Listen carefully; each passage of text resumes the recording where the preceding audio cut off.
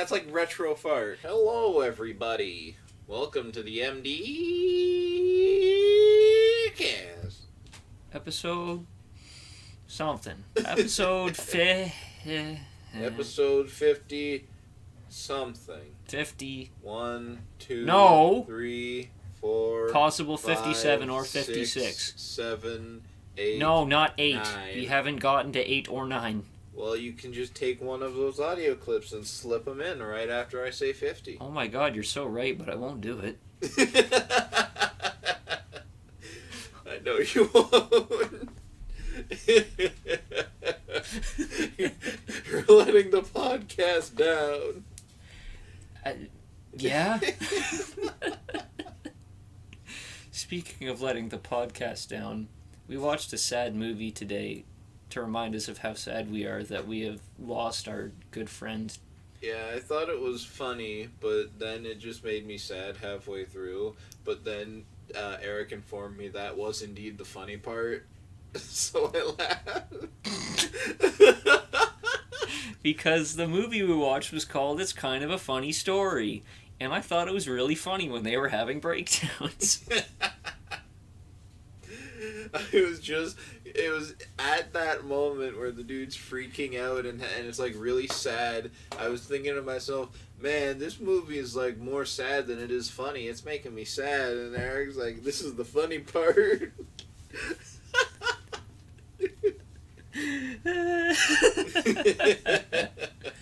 So it's just me and Kyle today. Yarp. We were supposed to have another guest on today, but things fell through. Yeah, him through the floorboards. He took Tyler with him. Yep. They are at the bottom floor of the Marianas Trench. Yep. Swimming with the fishes. Yeah, I don't even think there's fish down there. Just hell beasts from hell. Actually, they're called aquatic life forms that are potentially amoebas. Maybe some frog-type creatures. Aliens, if you will. Yeah, definitely aliens. I remember this one part in the Jaws video game where you go down there and there's like this giant anglerfish and it scares you. Rips its way out of the... Yeah. I never got that far enough in the Jaws game to see that. I used the cheat code where you type in SHAAARK and then it unlocks every level for you. Damn, man. Yeah. That's crazy. That's a hard game, man. It was. Although part of that was because I was a kid and stupid. Yeah. Me too. So I didn't understand the most basic of things. Like, you need a key card to get out of this fucking place. Eat a man with a key card. And I'm like, how do I eat man with key card? And then there's the doctors running up on the top. I got that part. Yeah, I broke out of the fucking I think you needed to orca. break some glass. And I tried to run into the glass like once and it didn't work. So I just gave up. I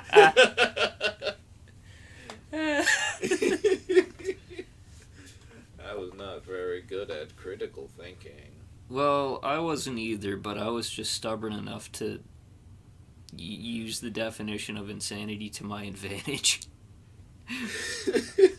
Where I tapped on the glass 3 times and it broke. Wow! If at first you don't succeed, try at least 2 more times. There was this one bullshit fucking... Speaking of games on the PS2, there was this one bullshit fucking Pirates of the Caribbean game where, like, it was pretty good for the time, I'd say. But, like, there was this one boss where, like, you had to make him do his, like, attack combo on a center column of a ship on the mast. Mm-hmm. And the hitbox for it was broken after it got down to half health, and it wouldn't work. Ooh. So I just couldn't continue. I remember I had some kind of piratey game on my old computer way back when, but it couldn't really run it very well, so I never really got to Pirate Adventure very much. Damn. Makes me sad. Pirate games are fun. There need to be more fun pirate games. There's fun things you can do with pirates. You can have island adventures, sea adventures, slashing sword fights. Space adventures. Yes. Space pirates are cool. Space pirates. Butt pirates. Yeah, booty bandits. Mm-hmm. Yeah. Has there ever been a pirate dating simulator? Probably, honestly. Like, there has to have been at some point. There's dating sims of like random video game characters. There's dating sims of like fucking characters from like franchises. There's dating simulators like, I don't know, hobos with meth addictions. So there's gotta be pirates. Is there one with hobos with meth addictions? No, but there's one with cripples. Yes, and it's quite popular. I'm talking about meth addiction. Because now I'm intrigued. He's on the meth addiction scene. As a connoisseur. She's skinny as hell, so her pussy grip, there's not much left it can do.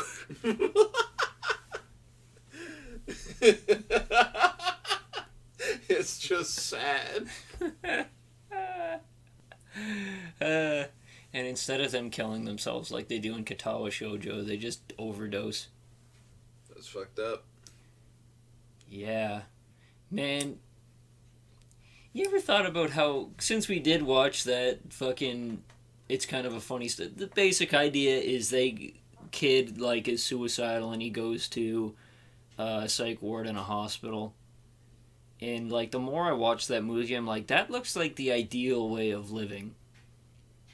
Like, you just do arts and crafts, and you're surrounded by other people that are messed up. I wouldn't say it's ideal for me. I'd rather not be surrounded by people. Yeah, but, like, you don't really have to do anything. Yeah, I mean, like, it's an ideal way to live in the sense that there's nothing you really have to do, you know. And, like, this may sound fucking weird, because it's a totally false dichotomy here, but that's just kind of what it felt like when I was hanging up at with my family at this beachside place. You know, we all just we had our rooms. We had these schedules. You know, we come down for whatever meal, and we do fucking bingo in the hall, and all that. It was just like this regiment. You know, we didn't need to worry about a whole lot. Everything was really provided for us. We were just... So it was like an all-inclusive hotel. Yeah, kind of. You see, it's like that, but it's for life. You don't have to pay for this one. That's the appeal for me. It's like, yeah, you don't get to do alcohol, but, like, you get your Vicodin and shit, and then do arts and crafts for a few hours, and then you go to bed. Like... Maybe that just speaks of, like, just how kind of done with this way of living I am living, where I would rather escape to a psych ward. I don't really think I want to die. I don't really want to live either. But, like, if all I had to do was watch old reruns of TV shows, play bingo, and do arts and crafts, and then sleep, I think it'd be great. I think it'd be okay. I think it'd only be okay for, like, a little bit after, like, a high-stress, like, week or month or something. Just spend some time just vibing out, basically, like, with nothing, doing nothing, all that. But I don't know. I don't do a whole lot, but I still do my own thing enough that I wouldn't want to... I wouldn't be able to commit to that lifestyle. I think I would be able to commit to it for a little while. And then the same thing would happen that happens like all the time, anytime I'm doing something for so long, that one moment of like, what the fuck am I doing with my life sets in. And then I just drop everything and run. And then I leave the psych ward and get tasered. As you do. Yeah. Psych ward pussy grip different. Yeah, that shit crazy. That schizo grip. We need... topics. Kyle, what is something you're angry about? Do you have any dreams? Do you have any aspirations? How do you feel? No and no. Well, that's sad. Yeah. Care to join me in the psych ward? No. It's macaroni night, dude. I don't even like macaroni. Well, you're not gonna like the psych ward. We have it as a meal and arts and crafts. I feel like that'd be one of my bigger problems being in those places. There's Macaroni. That and there's other things. There's just foods I don't like, but it's like you gotta eat these foods. Yeah, they did have a point system in the movie where you have to eat it. Yeah. I'm not a big fan of tomatoes, and I feel like tomato is a healthy thing for you. But you usually have tomato on or with something. Yeah. You don't just eat tomato. I mean, some people do. Some people do. My I like mom to does. call them. Yeah. What were you gonna say there? Nothing.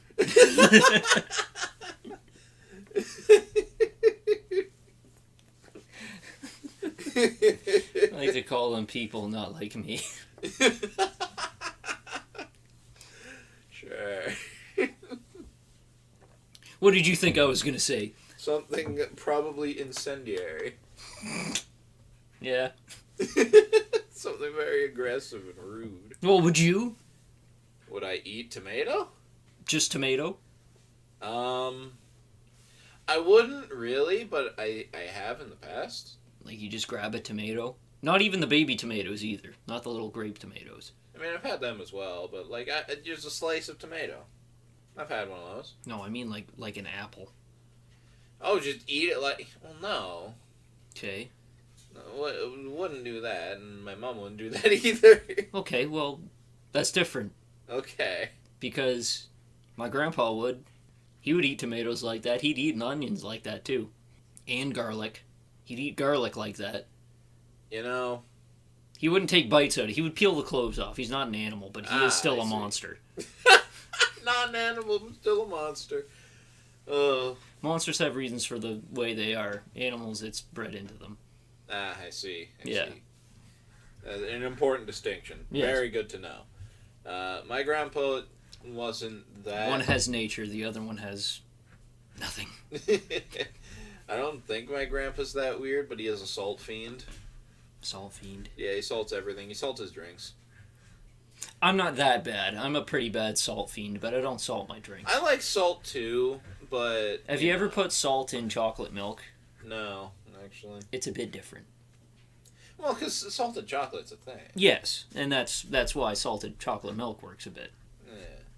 But, like, he'll be sitting there with, like, tomato juice or whatever, and he's like, give me some salt in there. Oh, that's disgusting. Yeah, I know, Because right? I don't like tomato juice either, for one. And mainly it's because, like, anytime I have tomato, it's like, it makes my acid reflux act up because skinny Okay. people are not supposed to eat tomatoes. Because they're hyper fucking acidic.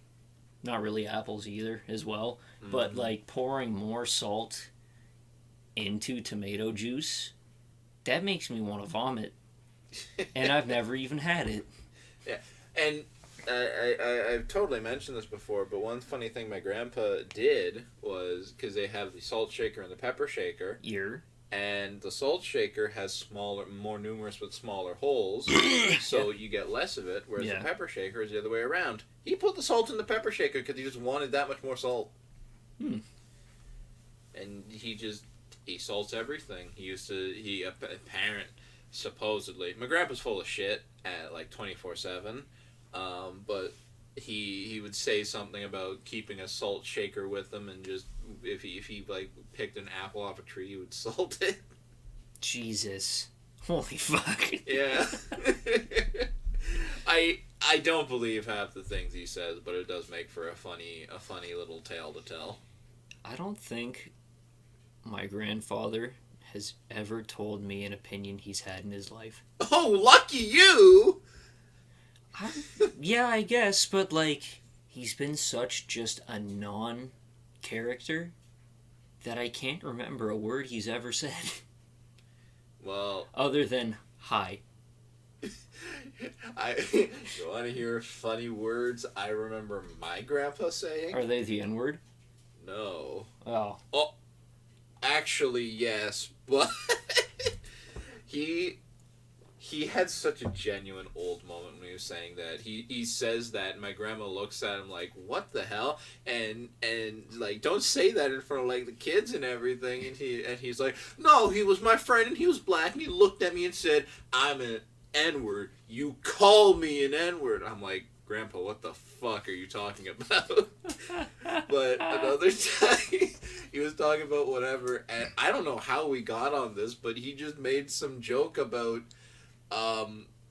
Afghan people eating beans and causing 9/11 by just farting their way into the towers. Oh my fucking god.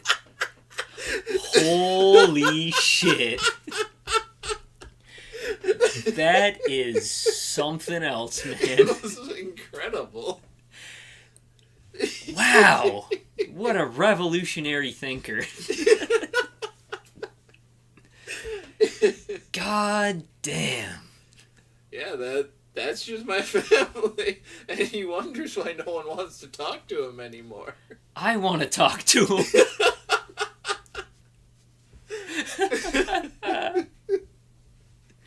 Holy shit. Oh. Farting their way into the Twin Towers. Yep. That's how they fall. That's why it wasn't dust and shit smoking up. It was just brap gas. Al-Qaeda brap gas. Yep. Speaking of which, yeah, Kabul has fallen. Yeah. Yeah. Yeah, that happened a bit ago though. Yeah, this will be even more dated by then. They'll probably have it under control again by the time this episode comes out. Yeah, possibly. Which, by the way, Merry Christmas. Merry Crimble. Eh. Or maybe they won't have it under control. Nobody knows. Maybe Kabul is just booling. Maybe we'll all be dead and no one will hear this. Maybe. Like always. That would be great. Wacky. Just dying with a bunch of unreleased episodes. Imagine that. I think that would be... At least I would be able to die and be like, I still have so much more I have to do. Is that not a bad thing? That is... No, it's not a bad thing. It's like... You live a life that... Alright. Better to burn out than to fade away, I'd say. You know? I think fading away is pretty okay because I never considered myself the bright shining light. Oh, come now, Kyle. No, but I mean, like, I'm not. You don't want to retire on top? I just want to retire and bool out for a bit, and then die. Slowly. Well, yeah, you retire, but you retire when everyone's like, "We still need you," and it's like, "You'll find a way," and then you just leave. I would probably feel bad. But so you're just willing to work till you die then, and like you start getting slow and you have a limp, and like your cerebral palsy starts setting in, and it's like, and people like don't view you as the bright shining star before. You're just the guy that everybody has to pick up the slack for. Yeah.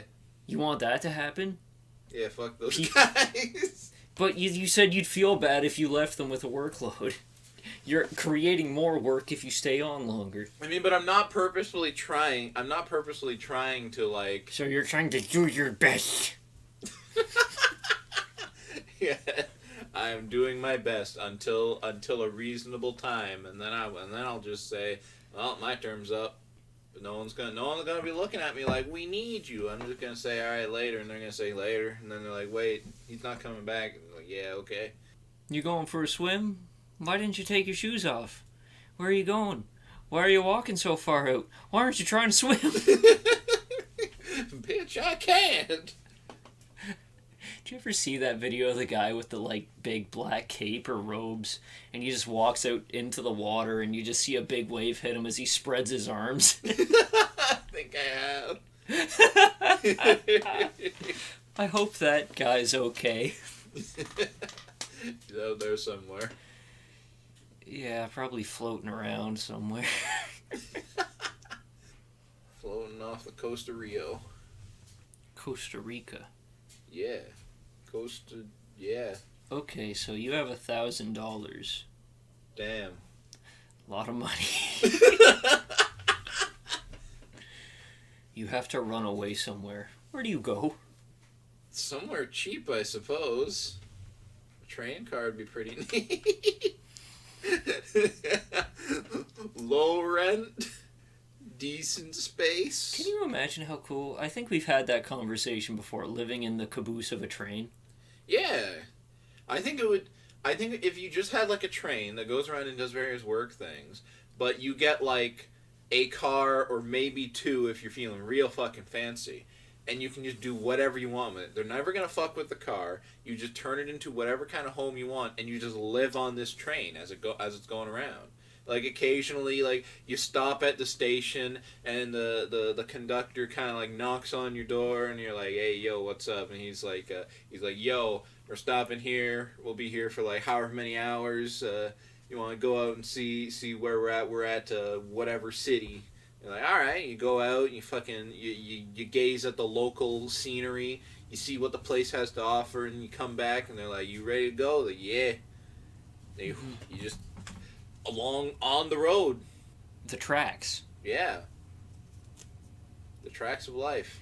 And then people would be like, "But he lives such a regimented life. He can only be around for so long.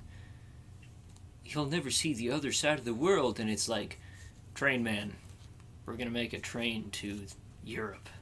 Do you still want to be a part of this caboose?" "No, I hate Britain." The caboose man would say. Because the caboose man, everyone knows caboose goers dislike Britain. "You're a caboose man, why don't you like buttholes?" Look, there's a difference between there's a difference between the meat zone and the shit zone. This is textbook one of those times I said something without even thinking about saying it. I figure that's just most times. Yeah, that's the scary part. That's just the default. Funny brain, bad brain.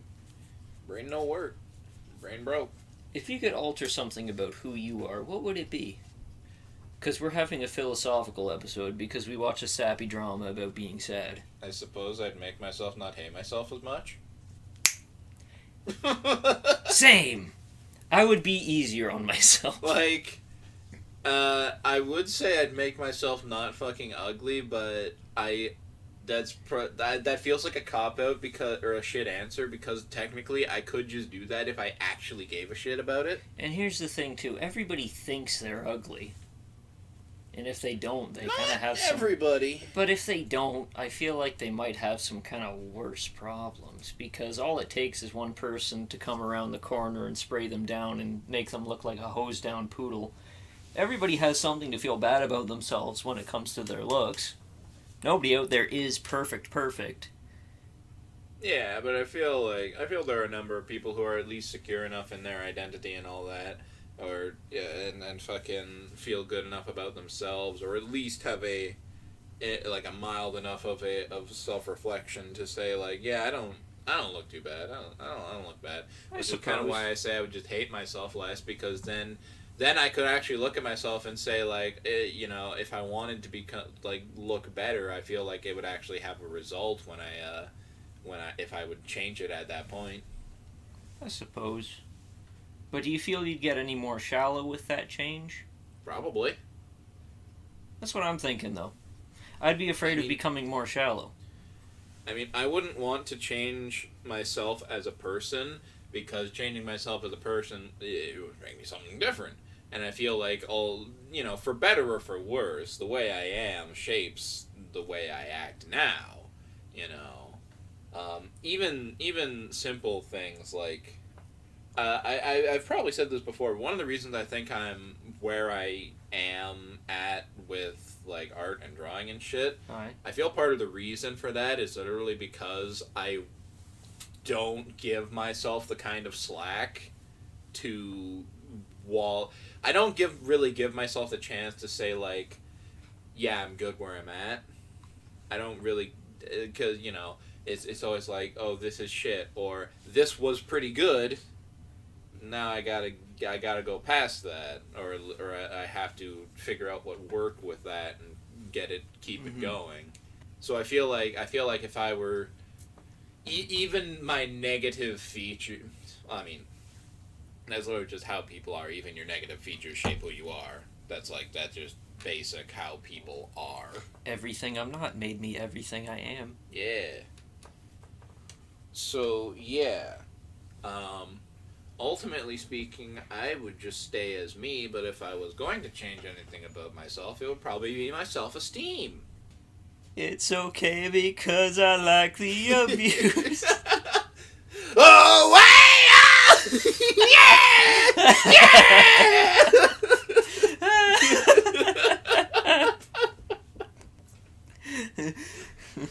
You make my hands go out tonight.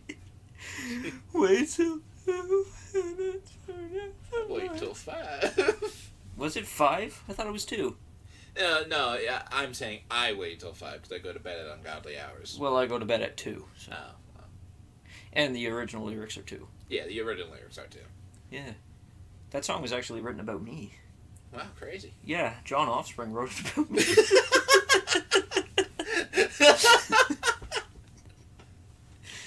But, yeah, even though I have not been into the creative scene nearly as long as you, I feel like it's the same way with every person that's doing something that isn't strictly career-oriented, where, like, I feel like anybody that is doing something just for the sake of doing it because they want to, and it's something that they don't necessarily have to, where they are putting something that is uniquely them out into the planet is doing, and how they feel, where nobody wants to be stagnant. Everybody wants to continue. So it's only natural that people would feel that way with, like, art or music or creating movies, whatever fucking art-oriented thing. I feel like everybody kind of feels like that in their own way. And one part that I always did really like about the Evil Within 2 was there was the one artist character that I really liked the kind of thing that they did with that, where, like, it kind of appeased to my own kind of sick, fucked up sense of what I think is cool, where the guy, he would kill people, and then he would kind of freeze it in a looping GIF, and, like, you could walk into it, and it would, like, kind of, like, freeze back and forth between the guy getting shot in the head and his body falling over, and then it would go back, and then it would fall back in place again. I can't remember the guy's name, but, like, you go through a bunch of stuff like that, and at the, before his, like, kind of big boss fight, he, like, takes an entire theater of people, and he has, I can't remember how he does it, but he has all of their heads explode, and then, like, he has the looping gif of that where, like, everybody's like, ah! And then you see the blood go up, and then it loops back again, blood goes up, and you walk through it and you see it all, and he's like, ha ha ha, it's incredible, and then, like, you just see his entire expression and, like, demeanor change, and he's like, how will I ever top this? Mm-hmm. Topping the shit you've done sucks. Yeah. And you know what's even worse? Feeling like you don't. Honestly, the worst part is when you do it through experimentation. Because I probably also mentioned this before, but I remember, making one thing and like, oh, it was good. I still look back and I didn't like it, but it was very much an experimental thing. It took me a while to do, and I was trying different things with it, and it turned out really well and all that. And friend shows it to another person who's like some streamer or something, I don't know. Aye. And she was like, oh wow, it obviously didn't say it to me because it was they don't know you. Yeah, they don't know. Yeah. But his friend, of course, sent me screenshots of things she's like, wow, it's incredible, amazing, and he's like, it is really, really great, I'm like, yeah, that's never gonna get topped. That was literally me spending a week, like, trying something wacky that's like more effort than it's worth to do most of the time. And it's not really something I'm fucking around with very often. Certainly not my first idea for something to do. So it's like, oh, well, that's a one-time thing. Well, you won't necessarily top it in that same sense of, like, the experimentation, but I'm sure you'll surpass it in other means. No, probably, but still. Really?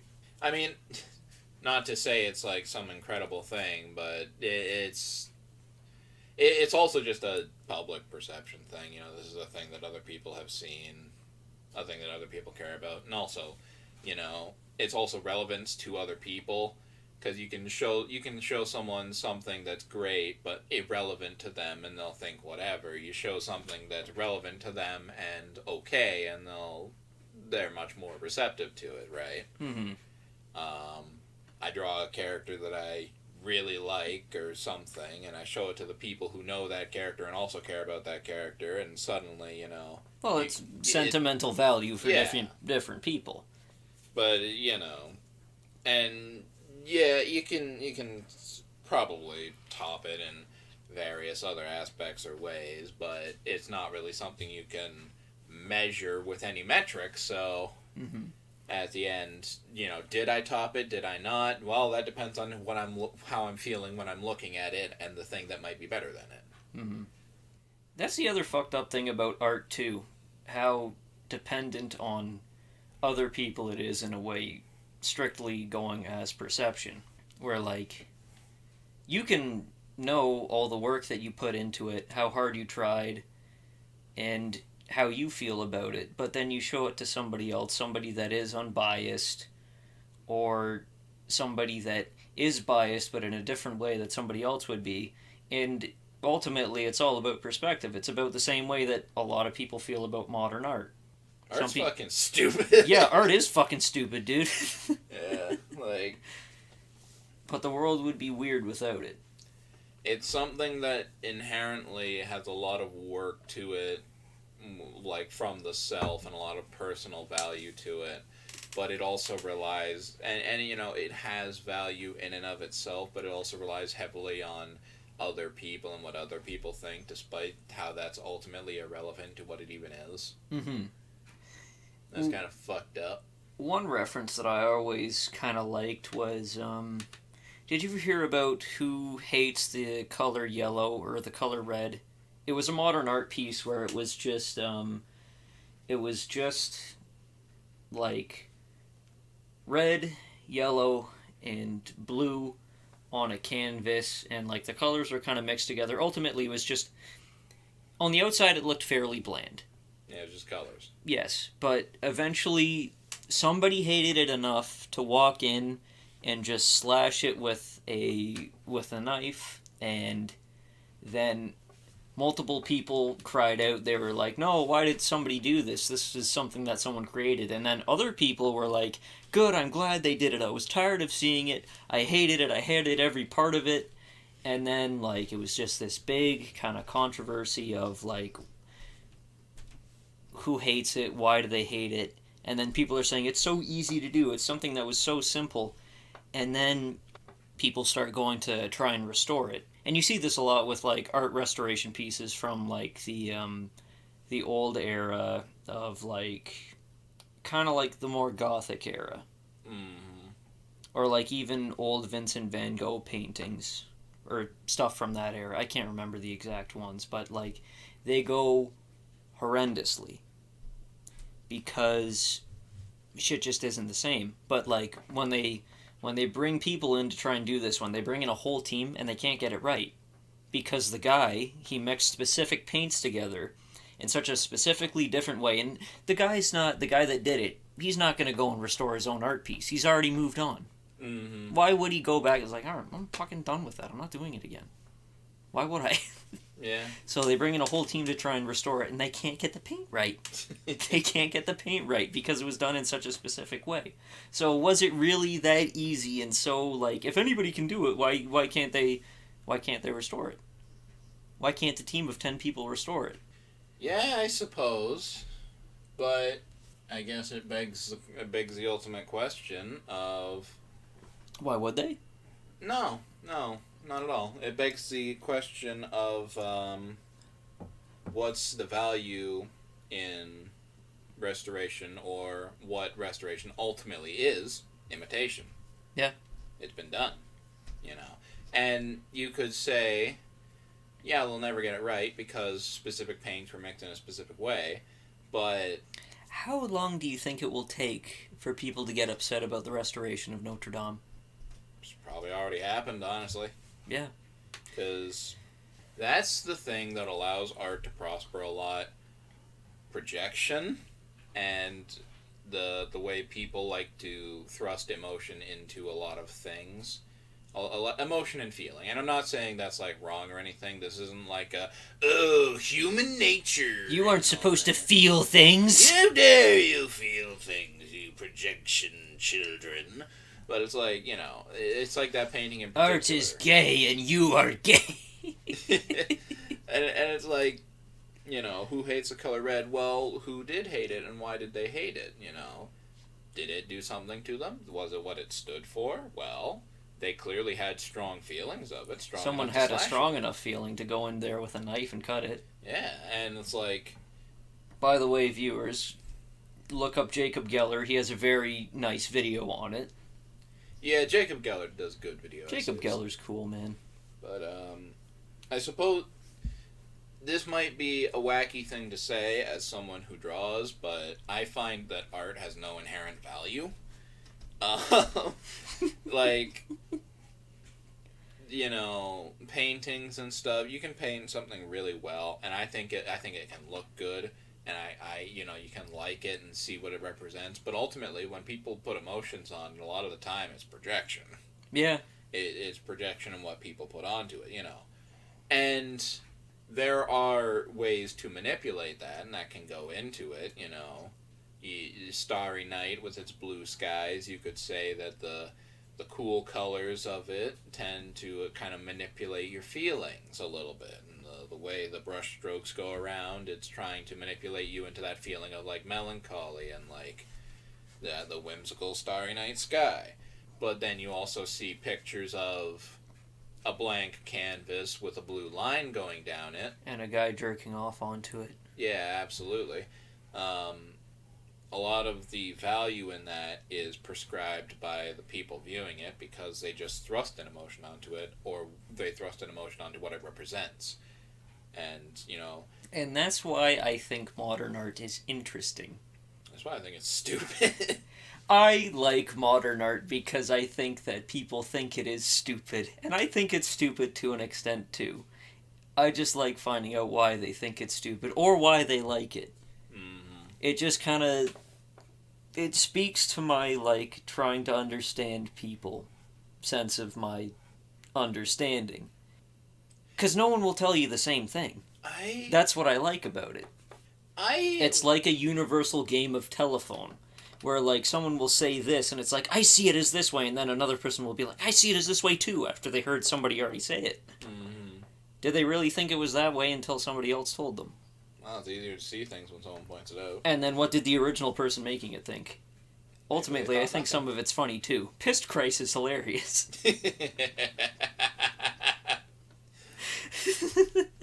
And then it's even better when you find out that he's a devout Christian. Sometimes that's just your lot in life. But, like... I don't know. When do you think something crosses into the pattern of modern art? My opinion of it isn't very high, so I think something crosses into modern art when you put it on a pedestal that it doesn't deserve. And I'm like... That's not even me trying to be incendiary. I'm being serious. Like, if I were to paint a woman... If I were to paint a picture of a woman, just a nice woman, a good painting, then that would just be art. That'd just be whatever. I feel if I were to lift it up and say, this represents something deep, then it would elevate into modern art. If I were to put that towards other people and say, this represents something, do you feel something? That's where it goes into modern art. Okay. Yeah, because the thing is, the line between modern art and, like, high art and just standard whatever art. But what about modern fart? Well, what's the Tyler's not here, so we can't have those. So Tyler's modern fart. What are our Tyler's fart? modern fart. What's the difference between me and you? Well, you have probably retro fart, and I have brutalist fart. Why are my fart retro? Because they aren't as horrid and like loud modern as Tyler's are. They're kind of retro in that more refined sense, you know. Yeah, Tyler's probably our brutalist because they always sound like he's shitting himself when he does them. Brutalism is a thing that's kind of whack. I kind of like brutalist architecture, but I wouldn't like it in real life. I feel like a lot of it Like makes sense in real life. And that's the other problem. Because we're running out of room, so we're just going to continue building up instead of building outwards at some point. So yeah, it would make sense in real life, but I think that's what I don't like about it. Well, but it also is just more. It's structurally logical. It's very rigid, straightforward boxes, squares. But it doesn't look nice. You're right. It doesn't. But gone are the days of the Gothic. Because Gothic was hard to do. Bring back Gothic. Gothic architecture was from a time back when you would be working like we need to kill all year round to make something perfect. We need to kill 2/3 of the planet and bring back Gothic architecture. Yes. I feel like that's what the world needs to heal. What we need is Gothic apocalypse. Yes. I'm even willing to die for it. Yeah. If anything, I'd like to. But yeah, modern art sucks, and so does everything else. Yeah. Art's stupid, and I hate it. Art is stupid. That was another thing that I was thinking of, too. This doesn't have to have a specific answer. You don't even have to answer it. But do you think that we are stronger or weaker for pursuing arts? I feel... I suppose... I don't think it's a show of strength or weakness, because obviously it can be entirely dependent on your definition of strength and weakness or in what field, but I feel like it's a shift in priority, because we're strong enough that we don't need to occupy ourselves with such basic things, so we have the ability to pursue arts. Such as conversing with other people. I just meant as a general. Do you mean like us in particular within our society, or do you mean us as a species? Because I was thinking in the species sense of how we are, as people and societies we pursue art because we don't need to pursue like survival as much. We have each other covered, so we actually have the ability to look inside at meaningless things. That like is pictures. A different standpoint. That does make sense. What I was thinking of was more so artistic types or people that are pursuing artistic types, like trying to pursue something that they don't have to do. Do you think they're stronger or weaker for it? What do you mean by pursuing something they don't have to do? We don't have to do art. Okay, so, well, I mean, I guess the same thing could apply. It depends on what you mean by strength or weakness, but, I don't think I'm particularly strong for pursuing art because I literally do it as a hobbyist thing. I don't, granted, with my self-esteem, I don't consider myself strong to do a lot of the things I do. I do things because I like to do them. But, and I guess it takes a certain strength of character to do something and actually seek the improvement that comes with it, because there are some people who will try to do something and they crack under the pressure of it, even if there's not a whole lot of it, Someone wants to do art. Pressure that they purely put on themselves. Yeah. Because, it's like the people who can't take criticism or something. They just crumble under it. You could say they are definitely not strong enough. And you could probably say those people specifically are weaker for doing art or pursuing arts because at that point you wonder why they do it. They probably do it for a sense of validation. A vain purpose. Yeah, very vain. That's kind of the key word for it. Now, not to say I'm not vain about it at all. I like being told I do good things as much as the next guy. And then who doesn't? Yeah, clearly. I wouldn't put myself on any pedestal saying that I'm stronger for it. But, at the same time, I still do feel like there are things I would draw, and things I have drawn, that, even things I like that never see the light of day. For the longest time, the things I post, no one would see them. I wouldn't post them anywhere. I would draw these things for my own personal edification. Mm-hmm. And you could say that, I prefer art because I just really don't give a shit about more physical hobbies and all that, but again, I don't think it makes you stronger to like those things. And it's kind of where a lot of this overlaps with, my long-standing history of being a pessimistic prick. Because I always hated sports. Like, I didn't just... At first, I just kind of disliked them because I was... when I was a kid, I probably liked them. Because I was a kid. I was active. Because it gave you the opportunity to run. Yeah, I could run around, do whatever. And then I saw the kind of people who liked sports, and I realized I don't like these people.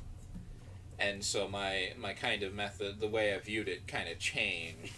Now it wasn't just... It wasn't just these people are... or it wasn't just like, oh, sports, I'm just not as good at it. It's now like, I hate these people that do it, and I don't like why they do it, and I don't like the way they talk to me because I don't do it. But even in that sense, though, that's a vain viewing of themselves. Yeah, it's all vain, and, I guess circling back to the original point from that whole tangent, the way I viewed people who like sports and all that, in my younger years, was extremely shallow and vain. I viewed people doing that stuff like, oh, you want to be the jock type. You want to be the popular physical guy. You want to be, you want to be stronger than other people. You want to be more capable, and you want to be liked. I gravitated away from that because I didn't want to be any of those. Yeah. But do I think of in the end, I don't think of myself as any better for any of my hobbies or interests, because I just can't. I view we all have our own interests for our own reasons, and I think that's great and grand because, hey, I don't think I'll ever pick up a guitar and shred out some tunes, but that doesn't mean I don't love me some guitar riffs, and there are totally great people who like sports. They like getting out there, being physical. They like they maybe they feel a sense of camaraderie with their team or with an enemy team, and that's great. So I don't think you're weaker for any of that. I don't think you're particularly stronger either, but I certainly don't think negatively for liking the things you like. Very good. Very good. Yeah. I always thought I was weaker because I'm a pessimist. I'm searching out this thing that hurts me when I realize I'm not good at it.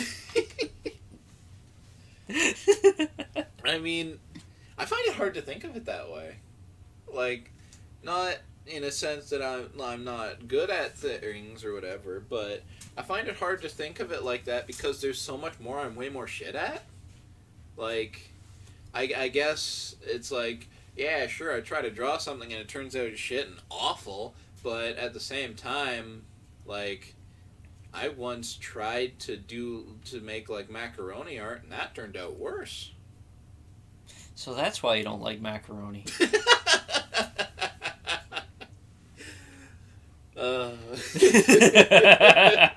Anyway, enough about last week. All right, Kyle. Saturday, we're not building, we're not watching a movie, we're making macaroni. Macaroni art. And you're going to kick ass and take macaroni We're gonna huff glue for 4 hours. 4 hours of glue huffing. Be there or get fucked. Be there or don't be cool. Yeah, only strong people are allowed. Only strong artist types that make macaroni necklaces are allowed. But, like, I always did find it easy to hate everything I did or everything that I was tied to. And no fault. Okay, I say no fault to my mother or my family, but, like... Totally at fault. Kinda. Did really kind of fuck my whole perception of life up. Where, like... I don't know, I messed up on something mundane. Something just very simple. And, my mom came to me after I was upset about it, and she said, maybe your brother or your dad, or everybody else in the world, they can hack this easy. They can do it, no problem, like it's nothing. But people like you and people like me and a lot of the other people, they have to fight. And they have to fight hard to do it. And they're going to do it until they hate themselves. But when they get it, they get it. And that's just the way it is. So, how much do you want to hate yourself to do it? And I'm like, man, so I'm miserable. So you just got told that you don't have natural talent and you're gonna fight forever. Yes, but Fun. Is it really wrong? I Who mean, does have that much natural talent? I feel like everybody has to fight. I'm not saying that she's right by any means. I feel like everybody has to fight. I feel like it's very cruel to say that other people just got it naturally. Well, a lot of people did have to put effort in. Of course they did. Yeah. But I feel like part of the thing of practice is that you fight less because as you get better at something, things become more natural. Mm-hmm. It's like, to use drawing as an example because we know it, like, you would see a doodle, something you do in like 5 seconds from someone who's never drawn before, and it's like crude, rough, terrible, and you could say like, oh, if you don't naturally get it, then you'll be fighting forever to do the things. Well, no, because you spend like a year drawing or whatever, suddenly your doodles are more of this full thing, and it gets to the point where, because tons of people have seen this, someone's like, oh yeah, here's a random thing I hacked out in 10 seconds. It's just like a cheap little thing, and people say, I wish I could draw like that if I was trying really hard. And then it just kind of goes to, but how long have you been drawing? Yeah. Eventually everybody will get there if they try hard enough or long enough. And my point is that as you work at something, as you do that, you may not be naturally gifted, but you can work up the same gift as everyone else, and it's not going to be a constant you are fighting or struggling, because you're going to fight and struggle until you reach a point where it becomes natural. Yeah. And definitely, I agree completely. And I don't agree with my mom, but that fucked me up for a long time. Like a really long time. Yeah.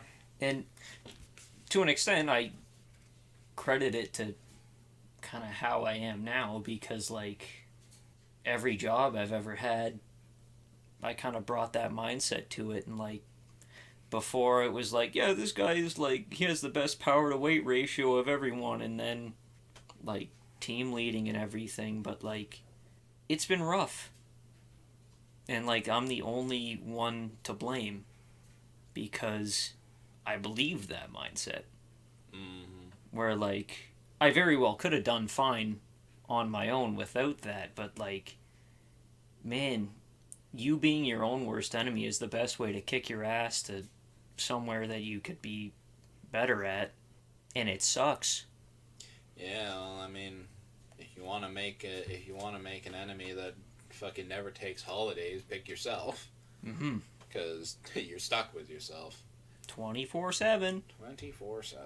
Did I ever tell you about that,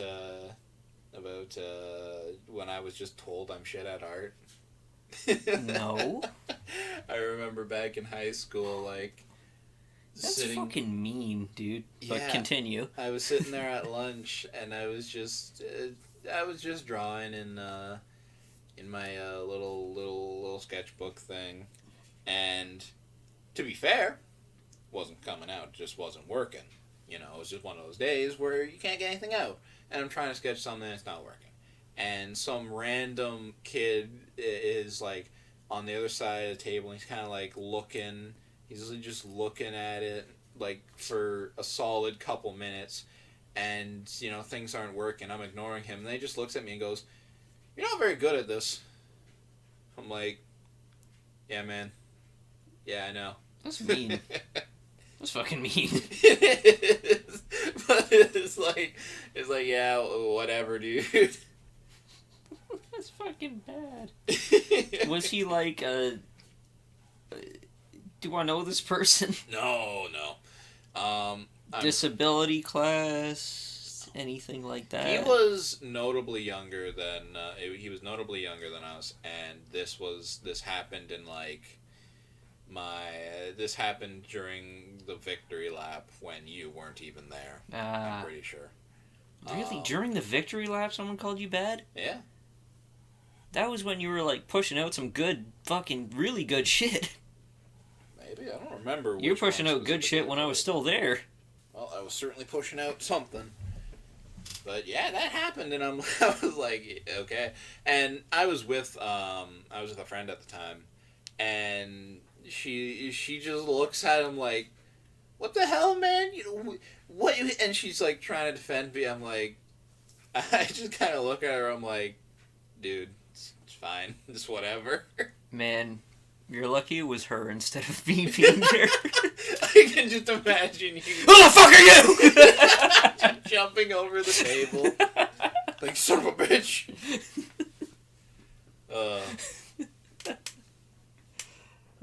Yeah, it was wacky times. Fuck that kid. I hope he dies. Yeah, fuck that kid. Draw him a picture of you fucking his mom. Like, hey, I remember what you said. I just wanted to give you this. And then, like, it's one of those messages that you have to, like, press the present box to open. And it's just... It'd be like that guy who fucking... who fucked someone's mom. Yeah, he fucked his bully's mom. Yeah. What an to, animal. She tried to hook back up with him over the radio, and he's like, nah, I fucked you and took pictures to send them to your son because you bullied me back in school. And she's like, I never get you, bro. You were looking at the camera. Like, I never said you could do that. Should have raised a better son. Shit lives. The sheer force of will God, some people have. That's just the most controlled and undiluted pure spite and salt of the world. Yeah, because there's spite. There's spite that makes you do something in, like, a moment or a fit of rage. And there's spite that's, like, you want to do something and you gotta cool off. Then there's the calculated, I did this over years. That is cold and calculated. Took time, energy, and probably some of the most dedication that can be put out there. You have to... learn who someone's mom is after you cool off from them bullying you. And then fuck them. Willingly. Having them be willing. Yeah. Wow. Humanity's great. What a world. Like, imagine how that bully feels. Like... probably like he saw someone fuck his mom. Yeah. Like, that's ultimately one of those, like, oh, everybody makes mistakes or something... But it's like, I pushed somebody so far that they hated me so much to fuck my mom. Knowing it's my mom. Just to spite me. And, like, kid probably doesn't even know, like, he probably doesn't even know where that guy is now. Probably not. Like, he just has to sit with knowing, like, this guy did this to me just to get the last laugh on me. And how are you even going to step up from that? You can't! Because, like... okay, yeah, you can try and fuck his mom, but, like, you weren't the original. You didn't think of fucking his mom before he fucked your mom. And you're just a cheap copy. Like, that's... You have to fuck his dad or his grandma. You gotta fuck his whole family. You gotta fuck his dog. Yeah, you gotta fuck his dog, dude. But then you're just then you're an animal rapist. No, yeah. And that just kind of loops. You're like below his level at that point. That's like spite to the point of criminality. Yeah, that's self-destructive spite. That's beast. Yes, like that's nuking a country. Yeah. For nuking you. Yeah. And like that's just the ultimate disrespect. Disrespecting someone in such a way that you know they just kind of have to live with that. Yeah, they can't get back at you the same way that you got back at them. Yeah. They just got to sit with that for the rest of their lives. And like even though you can say like murder is too cheap, blood money is too cheap. Yeah, it is. Because this guy fucked your mom and you're going to kill him? Like, because that just you can just shank them all you want. That disrespect ain't going away. It doesn't unfuck your mom, dude. It's not gonna unfuck your mom. But what we were talking about before was like criticism of art and everything. And like, I know that we talked about it before, but like, I don't like giving out bad criticism for art because, for one, I feel bad if I do it. Because I know that somebody did probably put a lot of work into this. In like, it's easy, even if it's constructive criticism, people take it the wrong way. It's very easy to dish out criticism when it's not easy to have done the thing you are criticizing. Exactly. Because it's like, I've seen it before.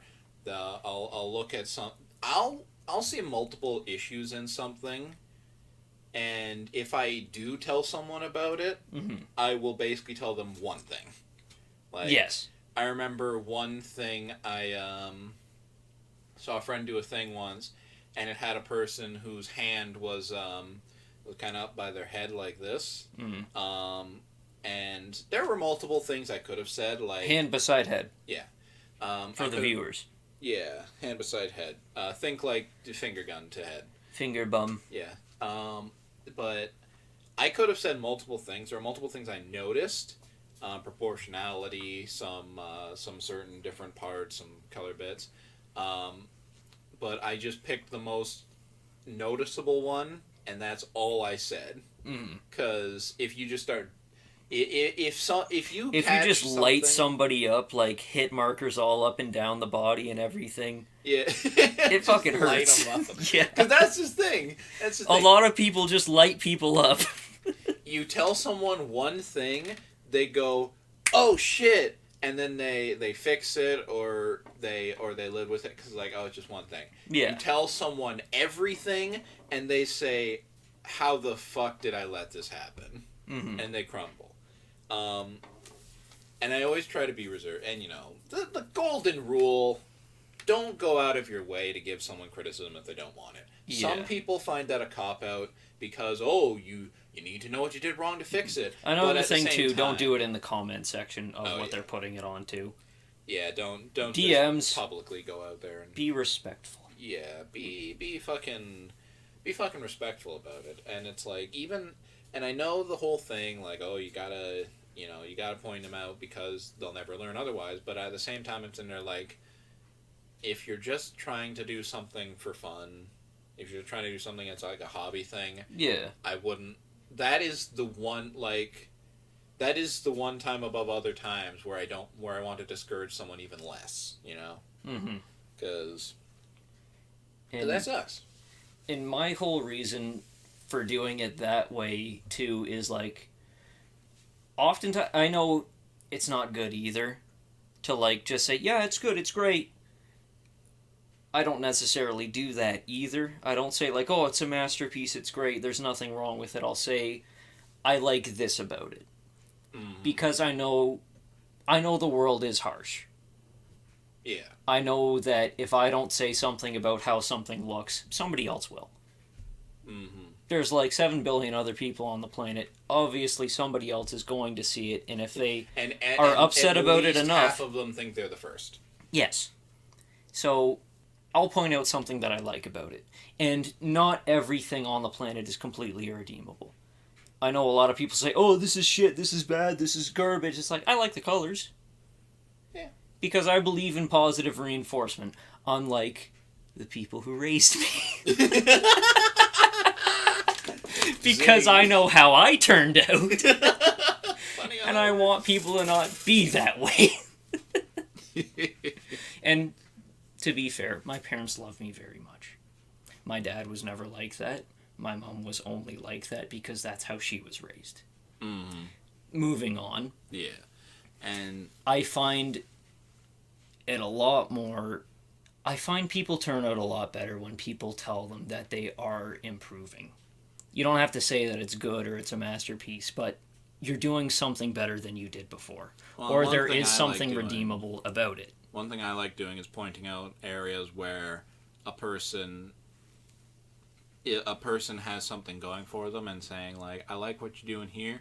Maybe try something out. Try to pick something that you think is good about it and give them ways to expand upon it, or something going forward. Give them say, like, I think this is good, and I think you can make it even better as well. Yeah, that's also a way to do it. And but one thing I don't like giving out rapid praise or anything, partially because I don't want to be like that yes man who's like, oh, everything's great, fucking masterpiece, but also because I'm like that, but only with my friends. I need the people around me to succeed because I know they should. I don't like giving out a lot of praise because I default to how I would feel in a situation of getting praise, and I realize I don't know how to take it. Like, we have we know people who are good at what they do, and I'll say, like, you're good at what you do, but I keep it at that when I could be saying, like, you're really fucking good at what you do, you pricks. So, this one goes out to all the people I don't treat right. And that's where I see things different. I do tell people that they are amazing. And I probably shouldn't, because I know it's not what they want to hear, because it's not what I or you would want to hear. Even though I'm not amazing. We are all just bullin'. Simply bullin'. Simply bullin'. Simply bullin'. Bullin' simply. I had something else I was going to say, but I can't remember what it was. Right. Actually, Kyle, yes. Carry on the podcast. I need to take a piss. Oh, dear. It appears we're running a one-man show. Yes. I did it for a couple episodes, and you know how bad it turned out. Maybe you can do better for 2 seconds. Oh, we all know that he does not piss for 2 seconds, because last time he pissed for a full fucking minute. And then he came out bragging about how much he fucking pissed. Came in like a fucking piss goblin. Like, bro, I fucking pissed everywhere. He didn't say that. He was just marveling at the sheer amount of liquid he could dispense. But that's just how it be on this bitch of an earth. Take pride in the things you do, people. Because, by God, someone will appreciate it. Someone will appreciate how hard you can piss. Oh, no. You see, this is why I can't run a one-man show, because I just laugh at my own jokes, which really aren't funny. Because that's the ultimate sticking point. I'm not funny.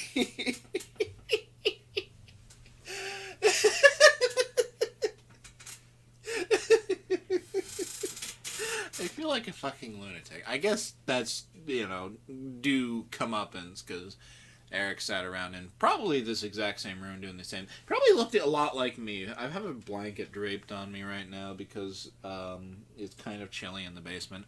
I prefer it like that, though, because my house is very fucking hot in the summer, and I can't stand the heat. I'm a fat asshole. So, I prefer it like that. So he was probably doing this exact same thing with the blanket. I also kind of feel like one of those guys in the movies. I feel like my spirit animal from the movies, where there's just that random guy who sits on a bed wrapped in a blanket and he's got a mug of coffee and he slowly meanders around, except my mug is a Red Hot Chili Peppers mug, and yeah, it's filled with alcohol, which I guess isn't too off-brand. This is completely stream of shit consciousness. to say yet. Bro, I've just been going on stream of conscious. What? I've just been going on stream of consciousness. All right, future Eric, how many times did you say the N-word? None. Future Eric will double check that. Yeah, well, future Eric can suck my dick because he knows I'm right. Future Eric, how many times did he call you gay? None. Liar. I may have called you an addict of some kind. Nice. It's true. And insane. Yeah. Regardless, I don't have any topics to follow up on that. I was just saying regardless as a hard cut towards something other than me saying random bullshit. Regardless, what's your favorite piano song? My favorite piano song? Ragtime music is very fun. Banana Rag's kind of fun. Pineapple Rag's pretty good too. I also am a weeb, so I am obliged to like Toho music. Is it Toho or Toho? It's Toho. People call it Toho because it's funny and, you know. Okay. I figured as much.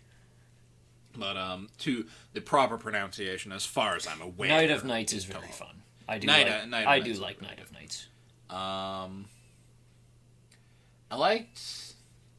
I can rarely ever remember the specific music because there's so many fucking tracks. There's like at least one track per character, usually more.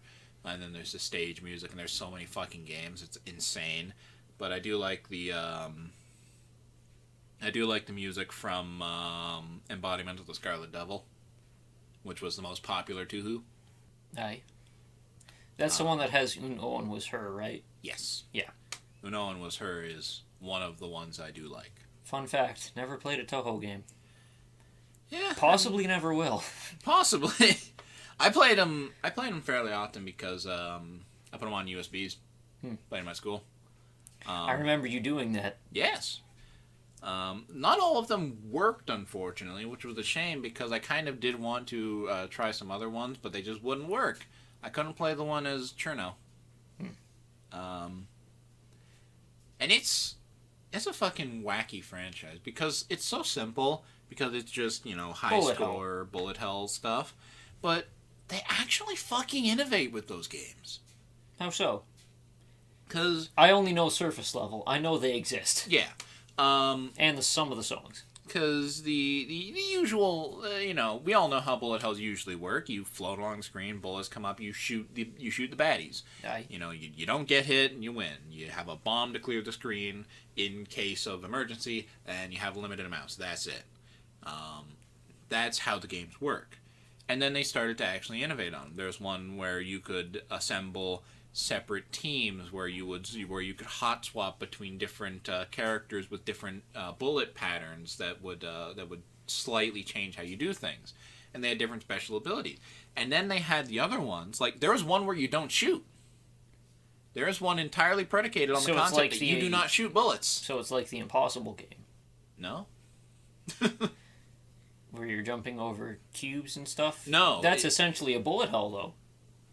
I mean, I suppose. Platformy variation. But no, it was the same format where you're floating on the screen, bullets are coming at you. Aye. The point is you don't retaliate. And instead you... I don't find that too weird, to be honest. It's not the craziest one, but there was the other one where you play as Cherno, who is the most famous one. She's the blue one, the ice fairy. Aye. In that one was often seen as harder because there were just so many more bullets, but it's because they added entirely new mechanics based around freezing bullets as they come at you, which changes up how you play the game. And, like, it's not crazy. And people weren't quick to adapt with it. I wasn't. But it's like, it's not like, it's not crazy innovation. Because they made fighting games, I guess. Yeah. So I guess that is different. But, like, they never changed up the bullet hell thing, but they added more to it, so it wasn't just the same bullet hell over and over again. Mm-hmm. And I find that's pretty neat. And it's pretty neat and impressive, because I like it when games are able to do things like that. And that's the thing that I think about, like, because in a sense it is a fairly simplistic game. You dodge things and you shoot something. Mm-hmm. And when you take something like that, like Metroid games or bullet hells like that, and you do add something that changes it up a lot. It feels wasn't a bullet hell. I know, but something like Metroidvania. Okay. Something like the difference between like old Metroid games and Hollow Knight and stuff like that. It's a fairly simple contract, like not fucking construct, whatever. Contrast. Yeah, contrast. Where like or Momodoro, Reverie Under the Momodoro, Moonlight, and you just take something that is fairly simple and then you add something to it, and it's like whoa, And game changing. You know what you fucking reminded me of? Not even they. It was a fan game because Toho was made by like one dude. Yeah. But, In a basement in Norway. Yeah, actually Japan. No. But I create my own reality. reality is as I see it. Toho was made in Norway. You can't prove me wrong. It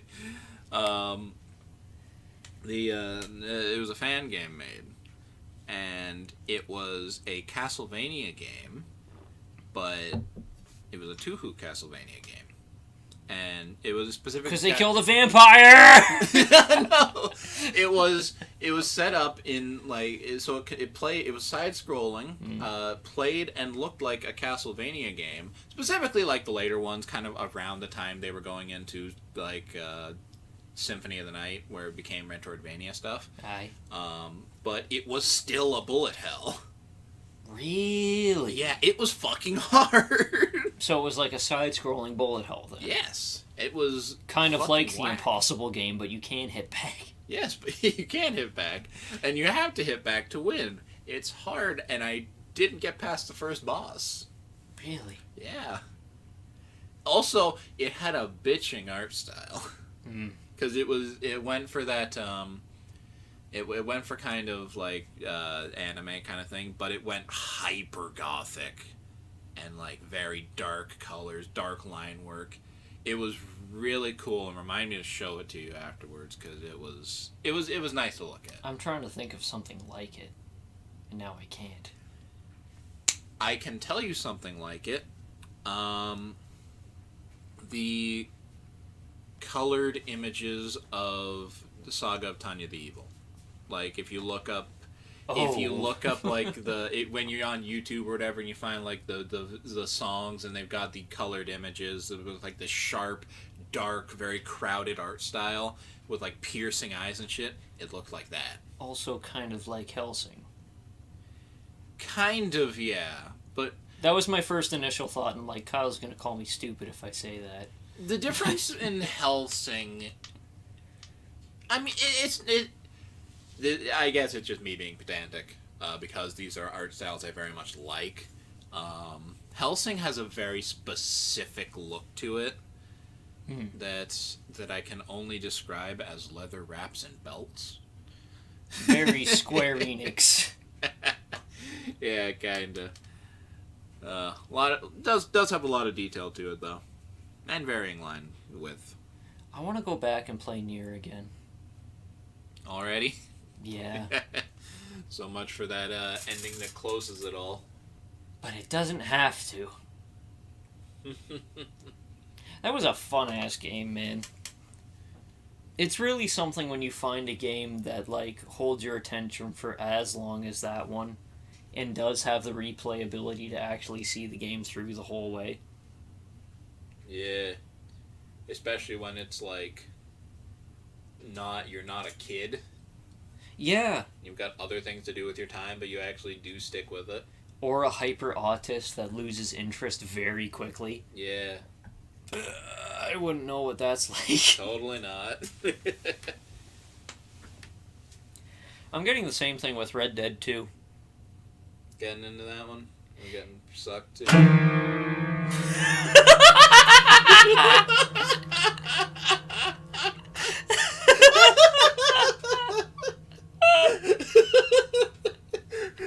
It is the phantom of the basement. Alright, viewers, we've entered the haunting hour. You know what that means. The can of Canada Dry fell on the piano, so it's time to get spooky. It's also September 1st. Oh no, I've dated it. Now they're gonna know how fucking far behind we are. But how far in are we? Oh god, too far. We're sitting at an hour and 24. Holy fuck, I felt like it was longer. Yeah, I know, right? We can only talk about spooky things now. What's your favorite Canada Dry conspiracy? Personally, I like conspiracy where in the Phantom of the Opera you could see like under his cloak you could see he had a can of Canada Dry.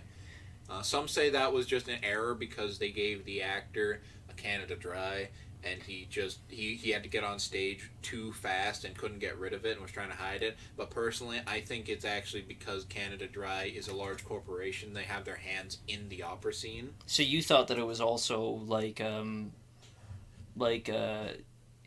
ad in the movie? Yeah, because... Wait, you didn't hear? The actor that played the Phantom of the Opera in the movie? He died with a can of Canada Dry in his hand. Yeah, because that's the important part about it. It's not just an ad, it's a show of power. And ultimately, the ultimate show of power is when your actor dies, they die under your brand. Yeah, you know the guy that played the Crow? Yeah. He shot himself in the head with a can of Canada Dry. Yeah, he shook it up and cracked it open right beside his head. He sure did. Fucking shattered his eardrums, his head exploded. Yep. And they were like, refreshing. Yep. Kurt Cobain? Shotgun was loaded with Canada Dry. Sure was. JFK? His head just does that. No, he took a sip of Canada Dry and then his head just did that. And it just did that. He's like, my fellow Americans. There he is, JFK. In the flesh, or should I say, in the shooting. In the brain matter. You know what they went to Vietnam for? You know what they filled up the coffins with the U.S. soldiers? You know what they filled up their coffins with? Canada Dry. No, Canada Dry extract. They made it on the home front. Oh, shit. They took ginger. You know what they're fighting in Afghanistan for? Ginger! But there are no ginger Afghans. They were a highly sought after artifact. If you find a ginger Afghan, you have the gingerest ale. The gingerest ale. If you drink his blood, you'll become the gingerest vampire. You'll basically just become the kid from Hotel Transylvania. What if they were allergic to ginger? Vampires? Yeah. Well, I don't. What? Why are they allergic to garlic? Why aren't they allergic to ginger? Why aren't they allergic to cinnamon sticks? What is garlic? Because garlic grows in bulbs, and you know what else is a bulb? A light bulb. You know what they don't like? Sunlight. But light bulbs aren't sunlight. They're artificial. They use light bulbs. But you see, the vampire was not created in a light bulb time. They had candles. And the light bulbs came around, and they see this weird future alien shit, and they say, light in a bulb! And then they fucking died. But why would they die? It's not real sunlight. The theater of the mind. So they die because they see light that isn't a candle. A vampire is very vain, you see. They wear capes, they live in castles. Their mind is a powerful tool that they can charm people with. And they see something happen and it tricks their mind and they say, "Mein Gott!" and then they die under the weight of their own perception. But what if one They was placebo themselves to death. Placebo? Yes. But what if one was so autistic, so just knuckle-draggingly stupid that he sees a light bulb and says, "This is just the way things are"? We call that guy Nosferatu. Yes, he sees the light bulb, and then he accepts it, and then he shows all of his other vampire friends, "This is not the sun." And it won't kill them. Then That's how the Vampire Uprising starts. But how does the Underworld cinematic universe tie into this? They have light bulbs, they have guns! They learned. Yeah, they learned. So what's stopping the other ones? What's stopping the other vampires? Backwards vampire savages. What if they use the sunlight against the werewolves? Well, the werewolves aren't harmed by sunlight. They're just human. They aren't harmed by the sunlight, but the moon's out. What if you eclipse the moon with the sun? But the moon is closer than the sun. Yeah, that would never happen, but what if you make it happen? Then we would burn. It doesn't matter if you're a vampire or a werewolf. We'd all burn. No, you just make a big enough light. You tie a bunch of balloons together and put sunlight in it, and then you float it in front of the moon. You put glow sticks in balloons. Okay. And you float it in front of the moon. The moon no be good. And then the werewolves are like, "Aye!" They can't be werewolf no more if no moon out. Okay, yeah. What if you take the moon? And then you take the sun. No, you just take the moon. They did this in the first Despicable Me movie. There was a guy that was howling at the moon, and then they took the moon. Gru took the moon. Yeah, he grew the moon. Gru took the moon. Took the moon. And then the werewolf guy that was howling at the moon, he turned back human, and then he ran away. Yeah. That's a shot in the movie. Yeah, and clearly that does tie into the Underworld cinematic universe. It does. So what if you took the moon away? Then the werewolves would have problems. How often do you see a werewolf in the sunlight in the Undertale movies? There is no Undertale movie. Underworld movies. Well, You see no vampire in the sun. Do you even see daytime in those movies? Yes! In the second one. Ooh. He paints the windows black because his vampire GF starts burning. Hot. Very. Too hot to handle. We should watch those movies. We should. I thought they were on the list already. If they are, I didn't type them. So I'm going to type them now. Okay. Maybe that's what we can do Saturday. You can just watch the Undertale movies. Yeah, all of them. And then redub them with Eminem. It's a beautiful day outside. Birds are singing, flowers are blooming. On days like this, kids like you should be burning in hell. Turn around, kid, and be a crime. If I had to go back on a... You know, it is very polarizing how much better that does sound when it's an AI of Eminem singing compared to the original. Because they had that extra beat in, too. Yeah. Made it groovin'. They did make it groovin'. Made it groovin', made it schmoovin', made it movin'. And, like, I feel like you just know what Eminem sounds like. You don't know who that other guy is. No discredit to that other guy. He wrote some good bars, but... He doesn't sound like Sans. Yeah. And him trying to sound like Sans kind of doesn't work. It don't back it up. He should sound like Eminem instead. You know what it should sound like? You see, that's what I'm talking. That's like retro fart. Retro fart. Because, like, Tyler reaches levels of modernism that you might find in, say, King Ass Ripper. He does! Yeah.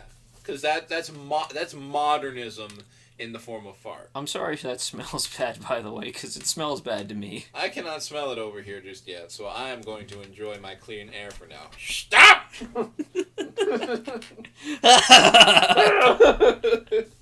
Anyway, what the fuck were we talking about? Vampires. Yeah, I'd like to fuck one. Love it. Would you let it bite your pee-pee? I'd rather they not. but maybe. In the Underworld movies, they bite each other during the fucking. But aren't they all vampires? Yes. So if you so you're a vampire and your vampire girlfriend is a vampire. Do you bite each other? Yeah, sure. Why not? Do you let her bite your pee-pee? Questionable. Depends on how resilient my pee-pee is. It's not resilient enough to not get bitten. Well, damn. I think we have a problem then. No CBT for vampire Kyle. Nope. Do you think there would be a high-level underground form of CBT for vampires?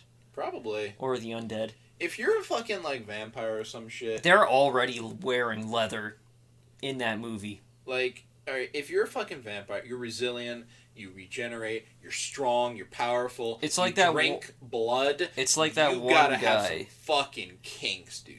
It's like that one guy in The Boys where he just cuts his arm and dick off for people. Yeah, because he just regenerates them, so it's like, oh, you want an arm, or you want to experience the pleasure of hacking off an arm, go ahead.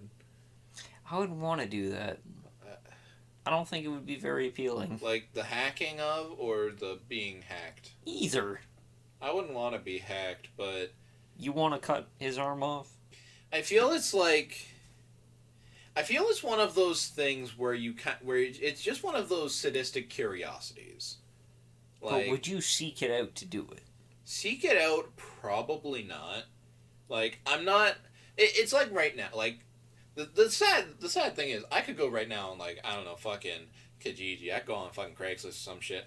I could probably find someone who's like, yeah, I'll let you fucking hack me up. I don't really want to seek that out. But if we were in, like, the Boys universe where people just have superpowers, and I can reasonably assume, like, this person will just regenerate and be okay if I did this, and he's like, hey, you know, pass me a couple bucks and I'll let you hack off my arm. It's not like an opportunity I'm going to jump at, but I would be like, what is it like to hack off someone's arm? Like, how resilient is an arm like that? It would be a sadistic curiosity. I feel like you would get the same thing from just, like, going to a butcher shop and being like, can I just give you $5 to just let me cut this thing up? Perhaps, yeah, perhaps. I wouldn't want to do it on a live thing. I wouldn't want it to look at me when I'm doing it. I wouldn't want it to be a person either. Probably. Yeah, it would probably be kind of awkward. I'd feel bad, too, because I'm like, this might hurt him a little bit. Even if he doesn't have to have that much of a reaction to it, because he's probably had it used to being done for so long. I'd be like, man, I feel bad. I don't know, but like, if you're a person selling yourself to do it, especially if you're a person who's done it before, I don't know. But, you know, I'm not itching to hack off someone's limb. Definitely not with an ice skate, just to see how it would work. I kicked someone with an ice skate. It's fucked up. He was coming at me. I had to kill him. Last time I wore an ice skate, I got a blister. You know why? Why? Because I cut you. That's not how blisters work. Man, I gotta go skating again. Skating is fun. I'm not good at it. I'm not fast. I don't know how to stop, but skating's fun. Yeah, it's just one of those freeform movement things. Like, just the fact that you're not even like, you're not even walking or whatever. You're just kind of gliding around. Mm-hmm. Kind of whack. I like skating. I suppose my only problem with it is that I've only ever done it surrounded by, like, elementary school kids and high school kids, because those were the times I went, and, like... You get the kids that are doing, like, the figure eights and stuff, and they're running up to you, and they're stopping really fast, and they're shooting the ice at you. Yeah. Fuck those guys. Yeah, fuck those guys. I wanted to kick their knees when they go to a stop. I just want to, like, go to their outstretched leg and give it a kick right in the knee. That was the time that, like, okay, I was exaggerating when I said I kicked him, but I did stop him. Where there's this one kid in, like, I want to say grade 3. That was also the kid that I punched in the face. Nice. But, Like, he was running around. He was tackling people. Ugh. Like, he was checking people. And That's like, always the thing I worry about. he was I don't just have the getting control to away get with it, outside. too. I don't know how he was just getting away with it. But, like, he was just, like, doing that full stop thing. And, like, he was shooting ice at people. He was tackling people. He was, like, side-checking people into the boards and stuff. And, like, he was coming after me, trying to tackle me. And then, like, I got going fast enough. I did a turn, and then, like, I shifted my whole weight to, like, I was in a full crouch. And then I just kind of sprung up and, like, shoulder checked him, like, right in his stomach. And, like, I'm not gonna lie, I got fucked up, too. But I stopped him, and I made him fall, and I made him hurt himself. Yeah. Because fuck that guy. Yeah, fuck those guys. Yeah. I mean, I enjoy simple things like that, just freeform movement stuff, rollerblading too. Kind of same thing as, like, swimming, too. Yeah, well, swimming I don't like as much, but, you know, I've probably been over that. You still don't know how to swim. Nope. Kyle, we're going to teach you how to swim. I don't want to learn how to swim. Yes, you do. No, I don't. Yes, you do. No, I don't. What are you going to do when you're in the fucking iceberg realm? Drown. But it doesn't have to be that way. Well, I want it to be that way. I don't want to live in the iceberg realm. The ocean's the worst place ever. But you can survive it. You can weather the storm. I don't want to weather the storm if all that's left is water. I love the ocean. The ocean sucks. The ocean sucks, and you know what? You know what the ocean is for? Fish. You know what I'm not? Fucking fish. I like fish. I want to be with fish. Well, you can be with fish. I'll be with swimming with the fish. But Kyle, you don't want to swim with sharks and dolphins and shit? No, Why? because They're so cool and graceful. You don't see a picture of, like, a manta or a video of a manta ray, like, kind of flapping in the underworld. You don't think that it's like, man, I'd like to swim beside that, or a whale shark. I just feel like they'd abuse me. A whale shark would never abuse you. No manta ray ever would either. Gentle giants. No, they're in their realm. They're in their place. They vibe. They don't need me there. But wouldn't it be just so great to appreciate them in first person? No, not really. You know, you want to know what one terrible thing about water is? What? The sound. You don't like the sound? You don't like the sound of nothing. I don't like the sound of the underwater sound. You don't like the underwater I sound? don't like the underwater sound. I like the underwater sound. It's terrible. I hate it so much. Like, So you wouldn't like space either. no, probably not. But, like, there's also a specific sound, like, just... It's like, essentially the sound even- of bubbles around you. Yeah, and even videos. Even videos where you take a camera and you put it underwater, the sound of going like... And then, like, the weird sound down there, I hate it. I Like, love it. There are times where it makes my fucking eyes tear up just because I hate it so much. I love it. It's awful. Mitch will tell you, I was deflating my fucking life preserver so I could swim down to the very bottom of the ocean to swim in Cuba. I'm So I could sure swim he with the would. fucking coral reefs. I loved it. It was so fun. It was so good. The ocean just is not my place. Not even once? No. What if I taught you how to swim in the backyard?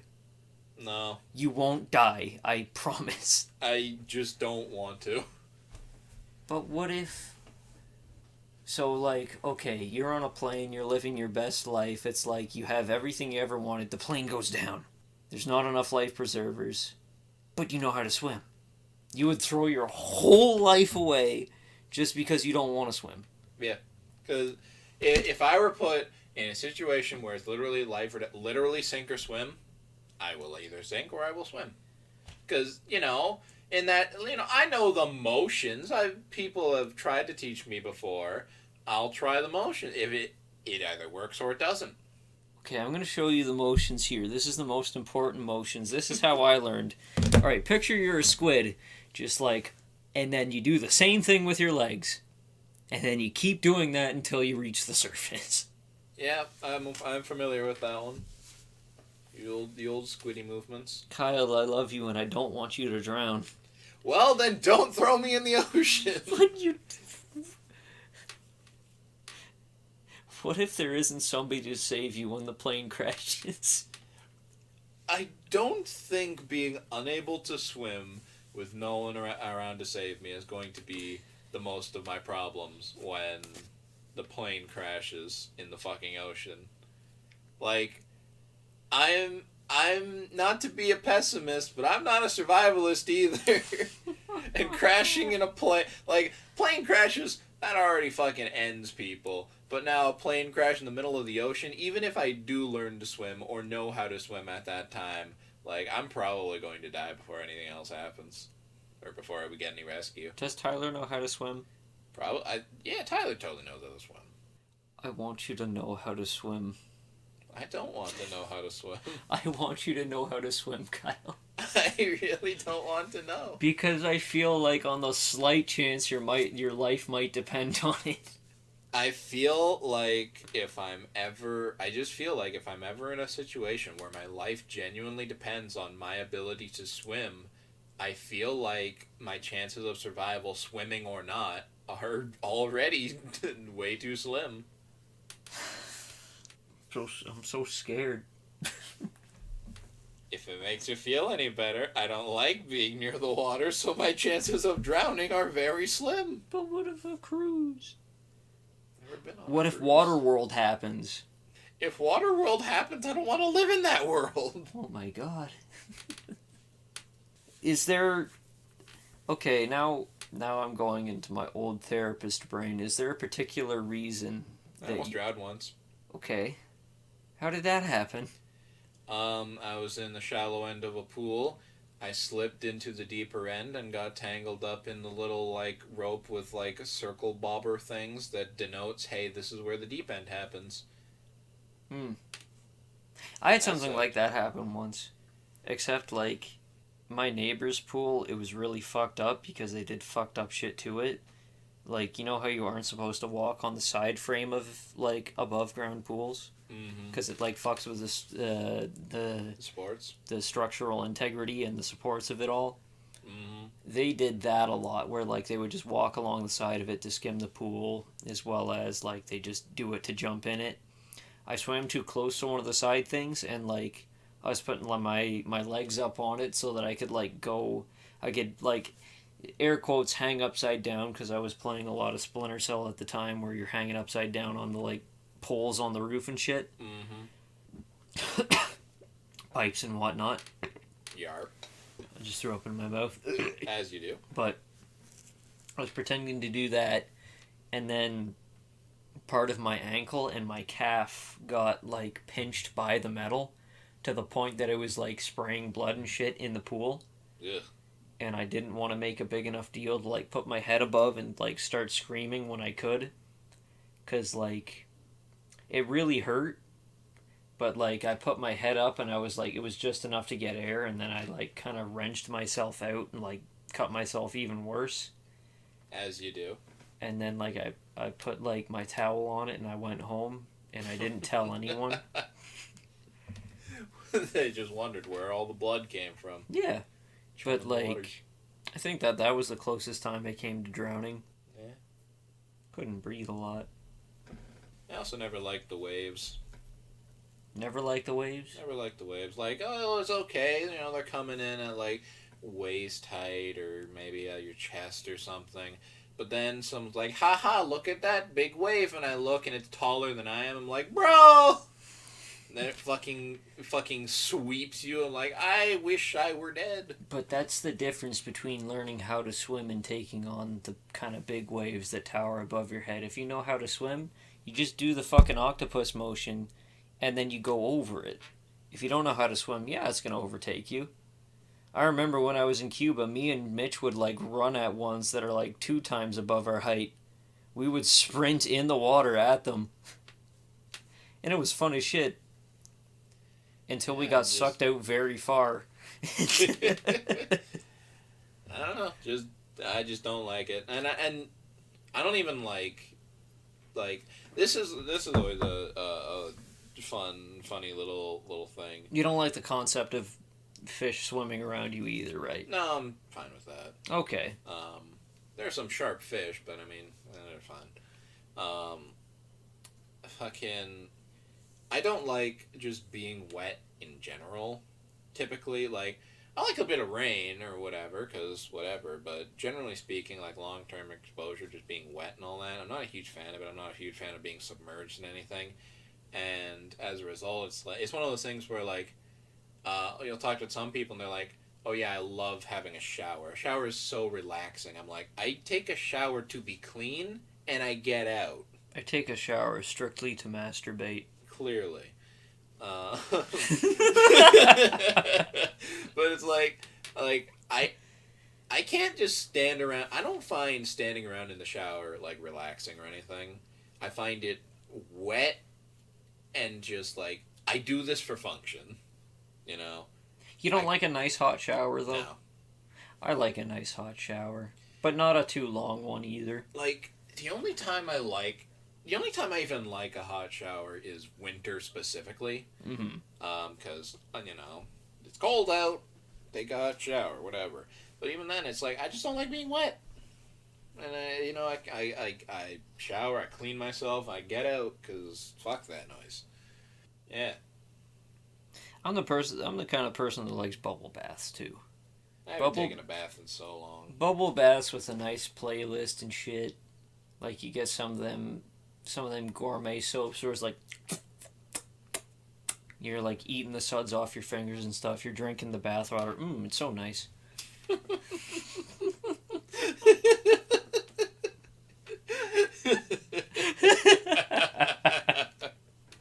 I don't know. Mainly my enjoyment of the water comes with I just really like coral reefs and just sharks. Sharks and coral reefs. Yeah. The original reason that I learned how to swim was, 1, because all my friends knew how to swim, and then 2 was because I wanted to be a marine biologist. Didn't have friends. Even the few ones I did know how to swim, though. They mocked me for it. I don't mock you, Kyle. I just worry for your betterment. Kyle, can I please try and teach you how to swim? No. Okay. Okay. I will call upon Tyler's stubbornness for this one. Channeling his stubbornness. Yes, he is here with us in spirit. I channel him like my spirit animal. Tyler is our spirit animal. Yes. He's like our funny mascot. Out of our friends, he is the third one. I'm sure he would just love to hear that. You're a truck freak. You know, you could be crazy ass. I guess so. But you're the only one who really would qualify for truck freak as well. Because I have a truck. Yeah. I feel like we're all a little crazy ass. Yeah, everyone got a little crazy ass inside of them. Everybody got a little crazy pussy inside their asshole. All you gotta do is let it drop. All you ever gotta do is shit on a microphone. Yeah. How much would they have to pay you to shit on stage in front of 50 people? Like 50 people? Are they people I know? Or people that would see me again? They're just people. I mean, one of them could take out a camera and record it. But it's in, like, Portland, Oregon. You're not in Canada. You'd have to pay me a fucking million, man. I feel like I could do it for, like, maybe $2,000. I don't think I could. I'm just... Look, I can't even piss when there's people in the same area as me. It's also advertised that this is why they're coming to see you. Like, I can't... I have trouble pissing in like a stall if someone else is in the bathroom. Like, I don't...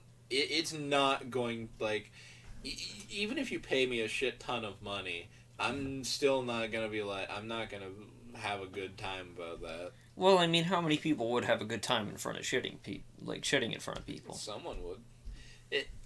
with all the videos out there, people just shitting where it's clear like someone is that they have to know of is like filming them. But how many people do they know have a crowd of 50 people? Anyone who puts it on the internet. Yes, but that's kind of different. You don't have a live audience. You're not like a lot of the time when people are shitting on like in front of a camera, they don't have the entire like laugh track of Jerry Seinfeld in front of them. Yeah. I mean, yeah, I guess they don't have that.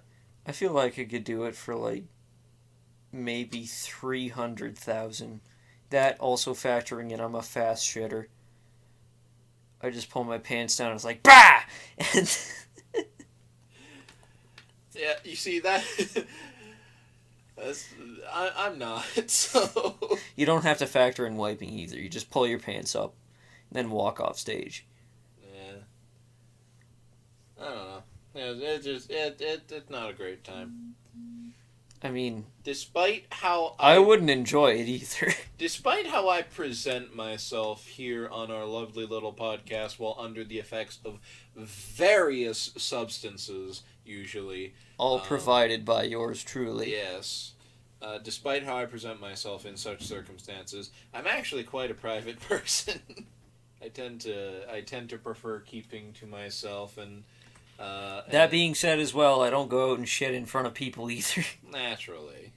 But still. Like... I will piss beside someone at a stall if I have to. And I will not. Or even a urinal. I don't even use urinals. That's the really? level I'm at. I've never used a urinal. You've never used once a urinal. in an empty bathroom. And I was racked with anxiety the entire time. Where does the anxiety stem from? I want people looking at my fucking penis. Yeah, I guess that makes sense. And it's like... But try and rationalize it even more. When you're pissing, you are at one of your highest moments of vulnerability. It does make sense from a animalistic standpoint. Frankly, I have never trusted people in general enough in those moments. It's like... You would not like what my dad did to somebody once. I most certainly wouldn't. Because, like, especially because of, like, how people were back in elementary, you know, because I would piss in the bathrooms at an elementary. Hey, yo, somebody pissing in here! Yeah, pretty much. I remember a person who was my friend at the time. I'm sitting there in the stall, like, fucking trying to piss, and I get my spider sense. I'm like, my spider sense is tingling, and I look to my side, and I see feet in the other stall, and over the top of the stall, my friend, like, pokes his head up, like, what's going on in here? I'm like, bro, you don't cut that shit out. I'm pissing on you. Those kids are all in prison by now. Ugh, God. But yeah, I don't trust people in moments of vulnerability, so. What my dad did was, he went to school with a lot of people that he's working with. So, like, he's known them for a long time. But this was when he was just first starting to, like, get to know people. My dad's a lot like me, where, like, if people are, like, riffing on someone, he'll kind of come and do the same thing. Mm-hmm. And he can dish it out, but only if other people are putting it out. And, like, my dad he was standing at the urinal and he was pissing, and then people were, like, making fun of him, as well as making fun of the entire group. My dad doesn't stand out that much. But then, my dad being my dad, he waited for the guy that made fun of him to, like, go and stand by the urinal. And then he put his hands on his shoulders and says, "You're in a pretty vulnerable state right now. You sure you really want to say that?" And then he said as soon as he put his thumbs on the guy's shoulders, he felt his entire body tense up. Yeah, like, that's fucking scary, bro. And that's not even as bad as it gets, because this isn't what my dad did, but this is what one of my coworkers did to our department manager. He was pissing at a urinal, and then he put his hands on the guy's shoulders and said, "You ever pissed on a train? It's a little bit like this." And then he shook him back and forth, and like, Awful. made him piss all over the floor. And like, you ever pissed on a train? It's a lot like this. Pissing on a train isn't that hard. But it's funny. Yeah, it is. Animalistic behavior. I would never do it to somebody else, but man, I think it's funny. Yeah. I mean, it's another thing, like, I got in the habit of never close your eyes around people. Really? Because, in my experience, if you close your eyes in front of people, they will hit you in the face, or they will do something in front of you, or put something in front of your face for a gag or a gaff. If you lie down around people, they will jump on you. If you do both, God knows what they're gonna do. Kind of the same thing as, like, don't be the first one to fall asleep at a sleepover. Exactly. Because they'll draw dicks on your head. Yeah, definitely. I had that done to me before. I I wasn't even the first one to fall asleep either. Your home is the only fucking sleepover I've ever been to, so. And we didn't draw dicks on your face. Yes. Or harass you. Yeah. That's to be fair, though, I think I was the last one to fall asleep. Well, I didn't have dicks on my face when I woke up, and neither did Tyler. Yeah. That's because we're homies. I would never draw a dick on your face. I would maybe draw a dick on everybody else's. Everyone else, fair game. You get a dick on your forehead. But no, I don't like putting myself in those opportunities. So for like the entirety of high school, used the bathroom maybe 3 times. Really? Yeah. Like, I became adept at holding it for the entirety of a school day. Wow. Yeah, that's why. So like, I don't know what else to say other than I feel sorry for you. But I feel like that's like pandering in a way, and I feel bad for saying that. I mean, it's kind of whack because people are like, oh, this bathroom and how it's kind of like this. I'd say no, I ain't been in there. Like, and it's especially. It's also a case because the bathrooms is where all the shitheads would go when they're trying not to be in. It's where all the pricks hung out. Yeah. Fuck you. But and especially because in my younger years, I hated those people with a burning passion. So of course I didn't like being around them. Of course I didn't trust them either. It got, I remember there were some times where these people would be hanging around in the bathroom. I'd go into a stall because I'm like, and I'd just listen to them for a hot sec, and then I'd literally make the decision like, yeah, I'm just gonna walk out. I'm just gonna flush the toilet and then leave. Like, not even piss. Because I can't fucking deal with these people. I remember one time, like, I went in there, and there were guys that were in the same grade as me. And, like, they knew that I wasn't... Like, this was in grade 1, but, like, they knew that I wasn't all there in the head. Mm-hmm. But, like, at the same time, neither were they. Oh, yeah. And, like, they said they were all kind of hanging... They were just sitting on the sink. Like, kind of how they had the kind of, like, marble round sink. Yeah, and it had, like, the foot pedal thing for the water. They were sitting on that. And, like, I went in there to take a piss.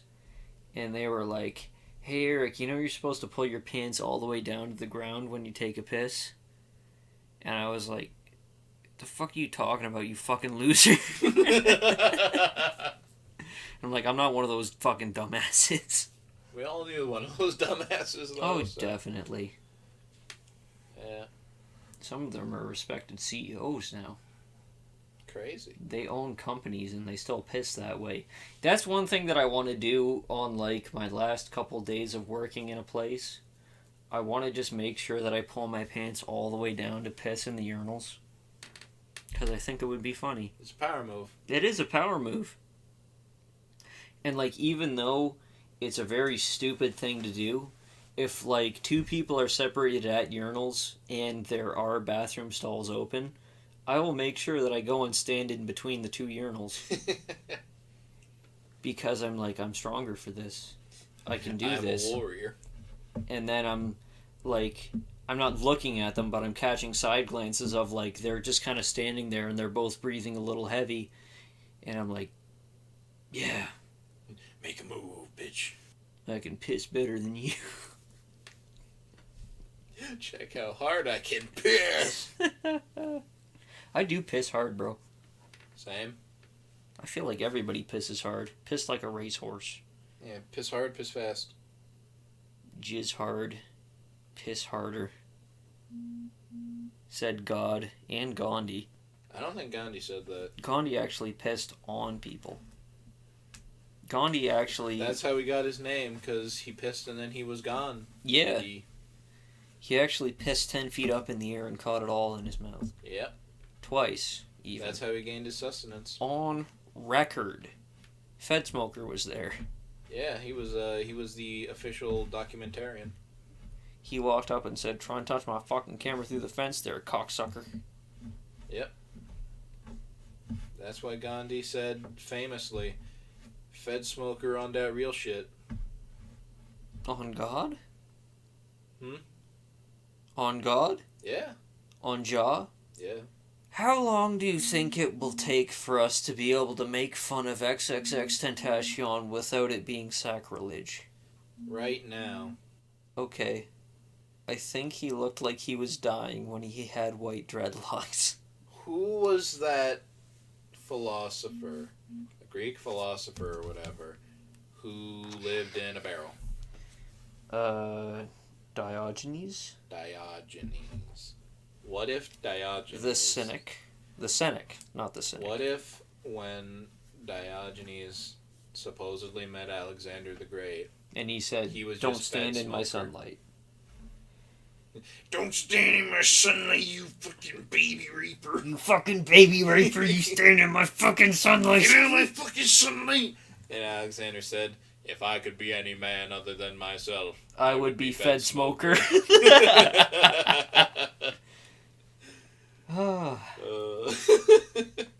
You know, when you think about it in terms like that, yeah, Diogenes probably would be the closest relation to Fed Smoker.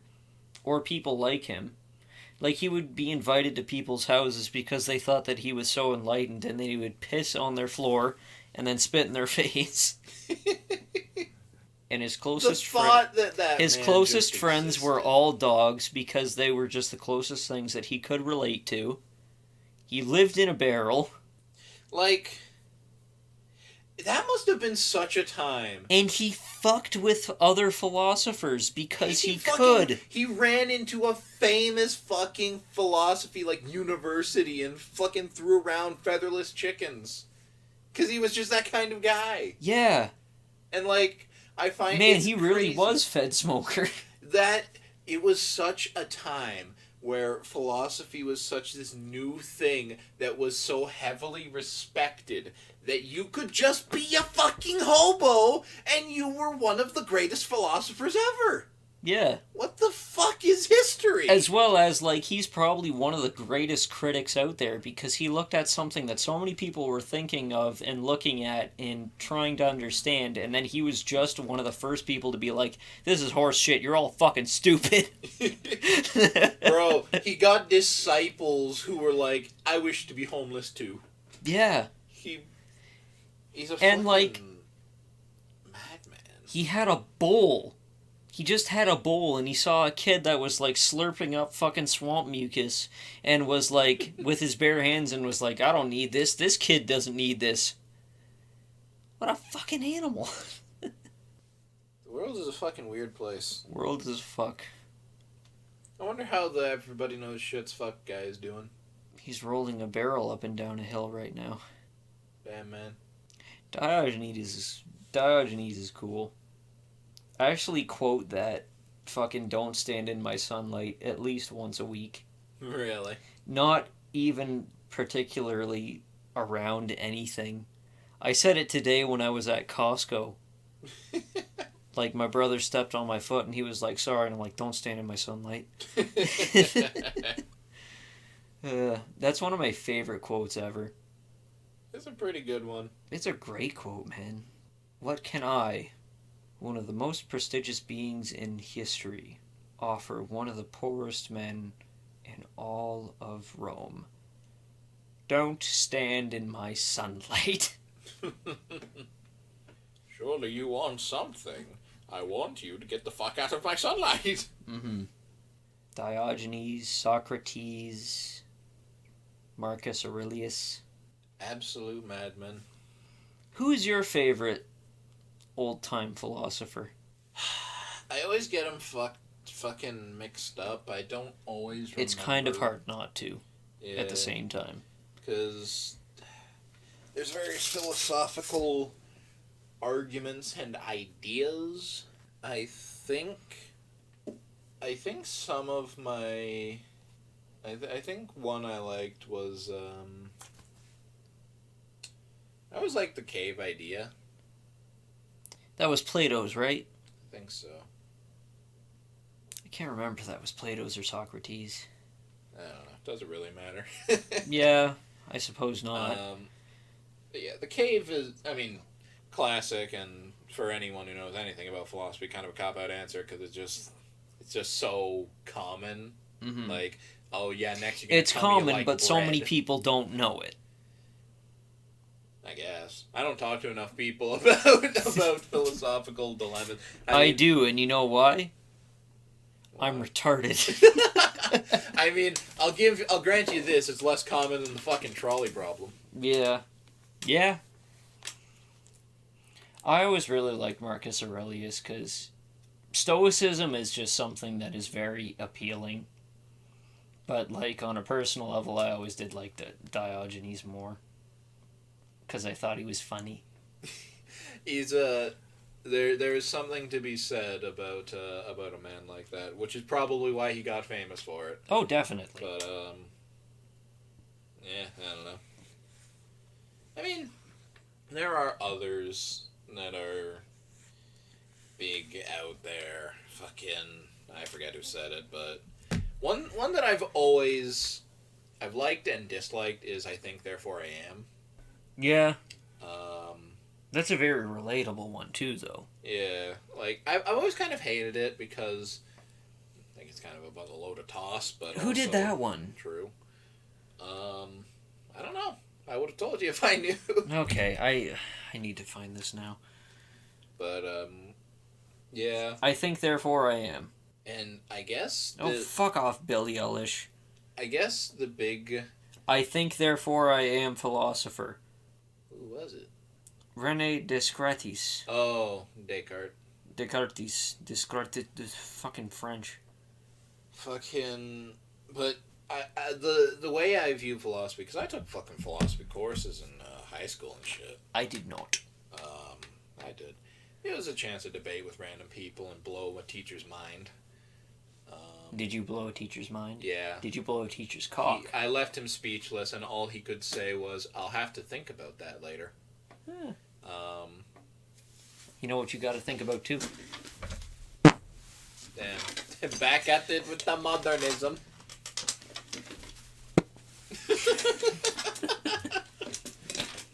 But yeah, I also remember that class because it was funny to argue with people who very clearly didn't think through their arguments. But regardless, the thing about how I view philosophy a lot of the time is that it's all just ideas, and it really doesn't fucking matter who said them.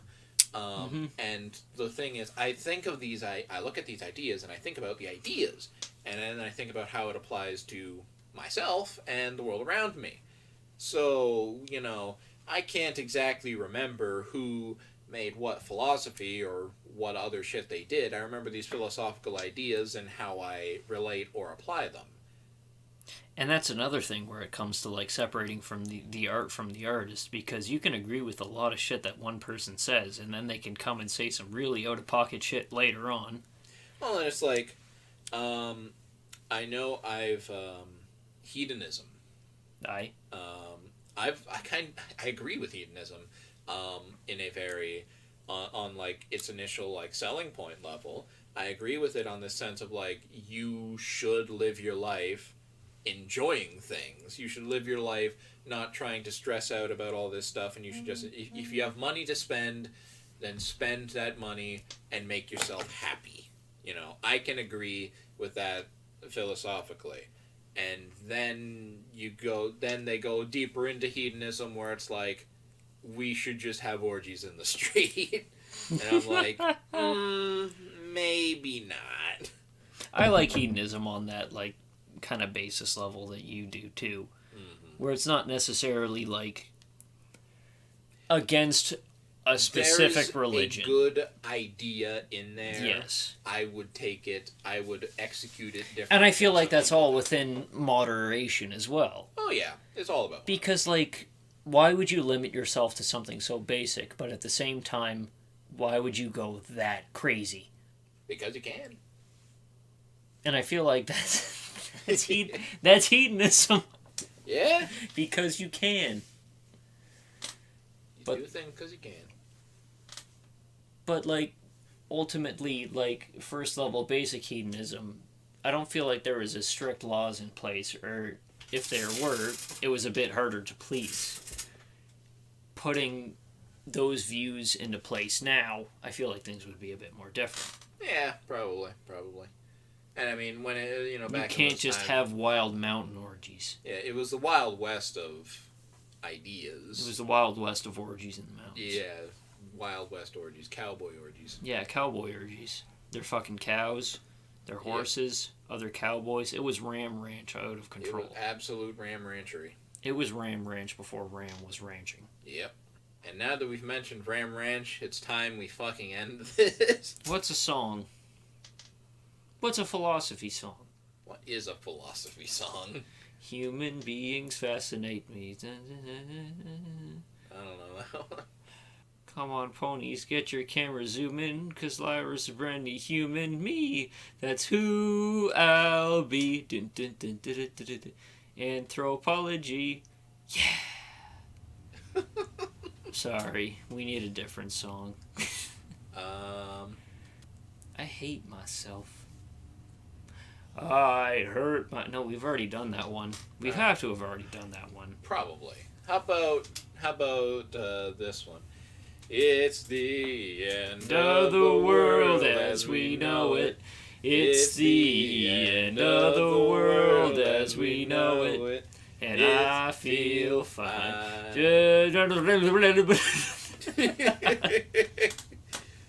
Right.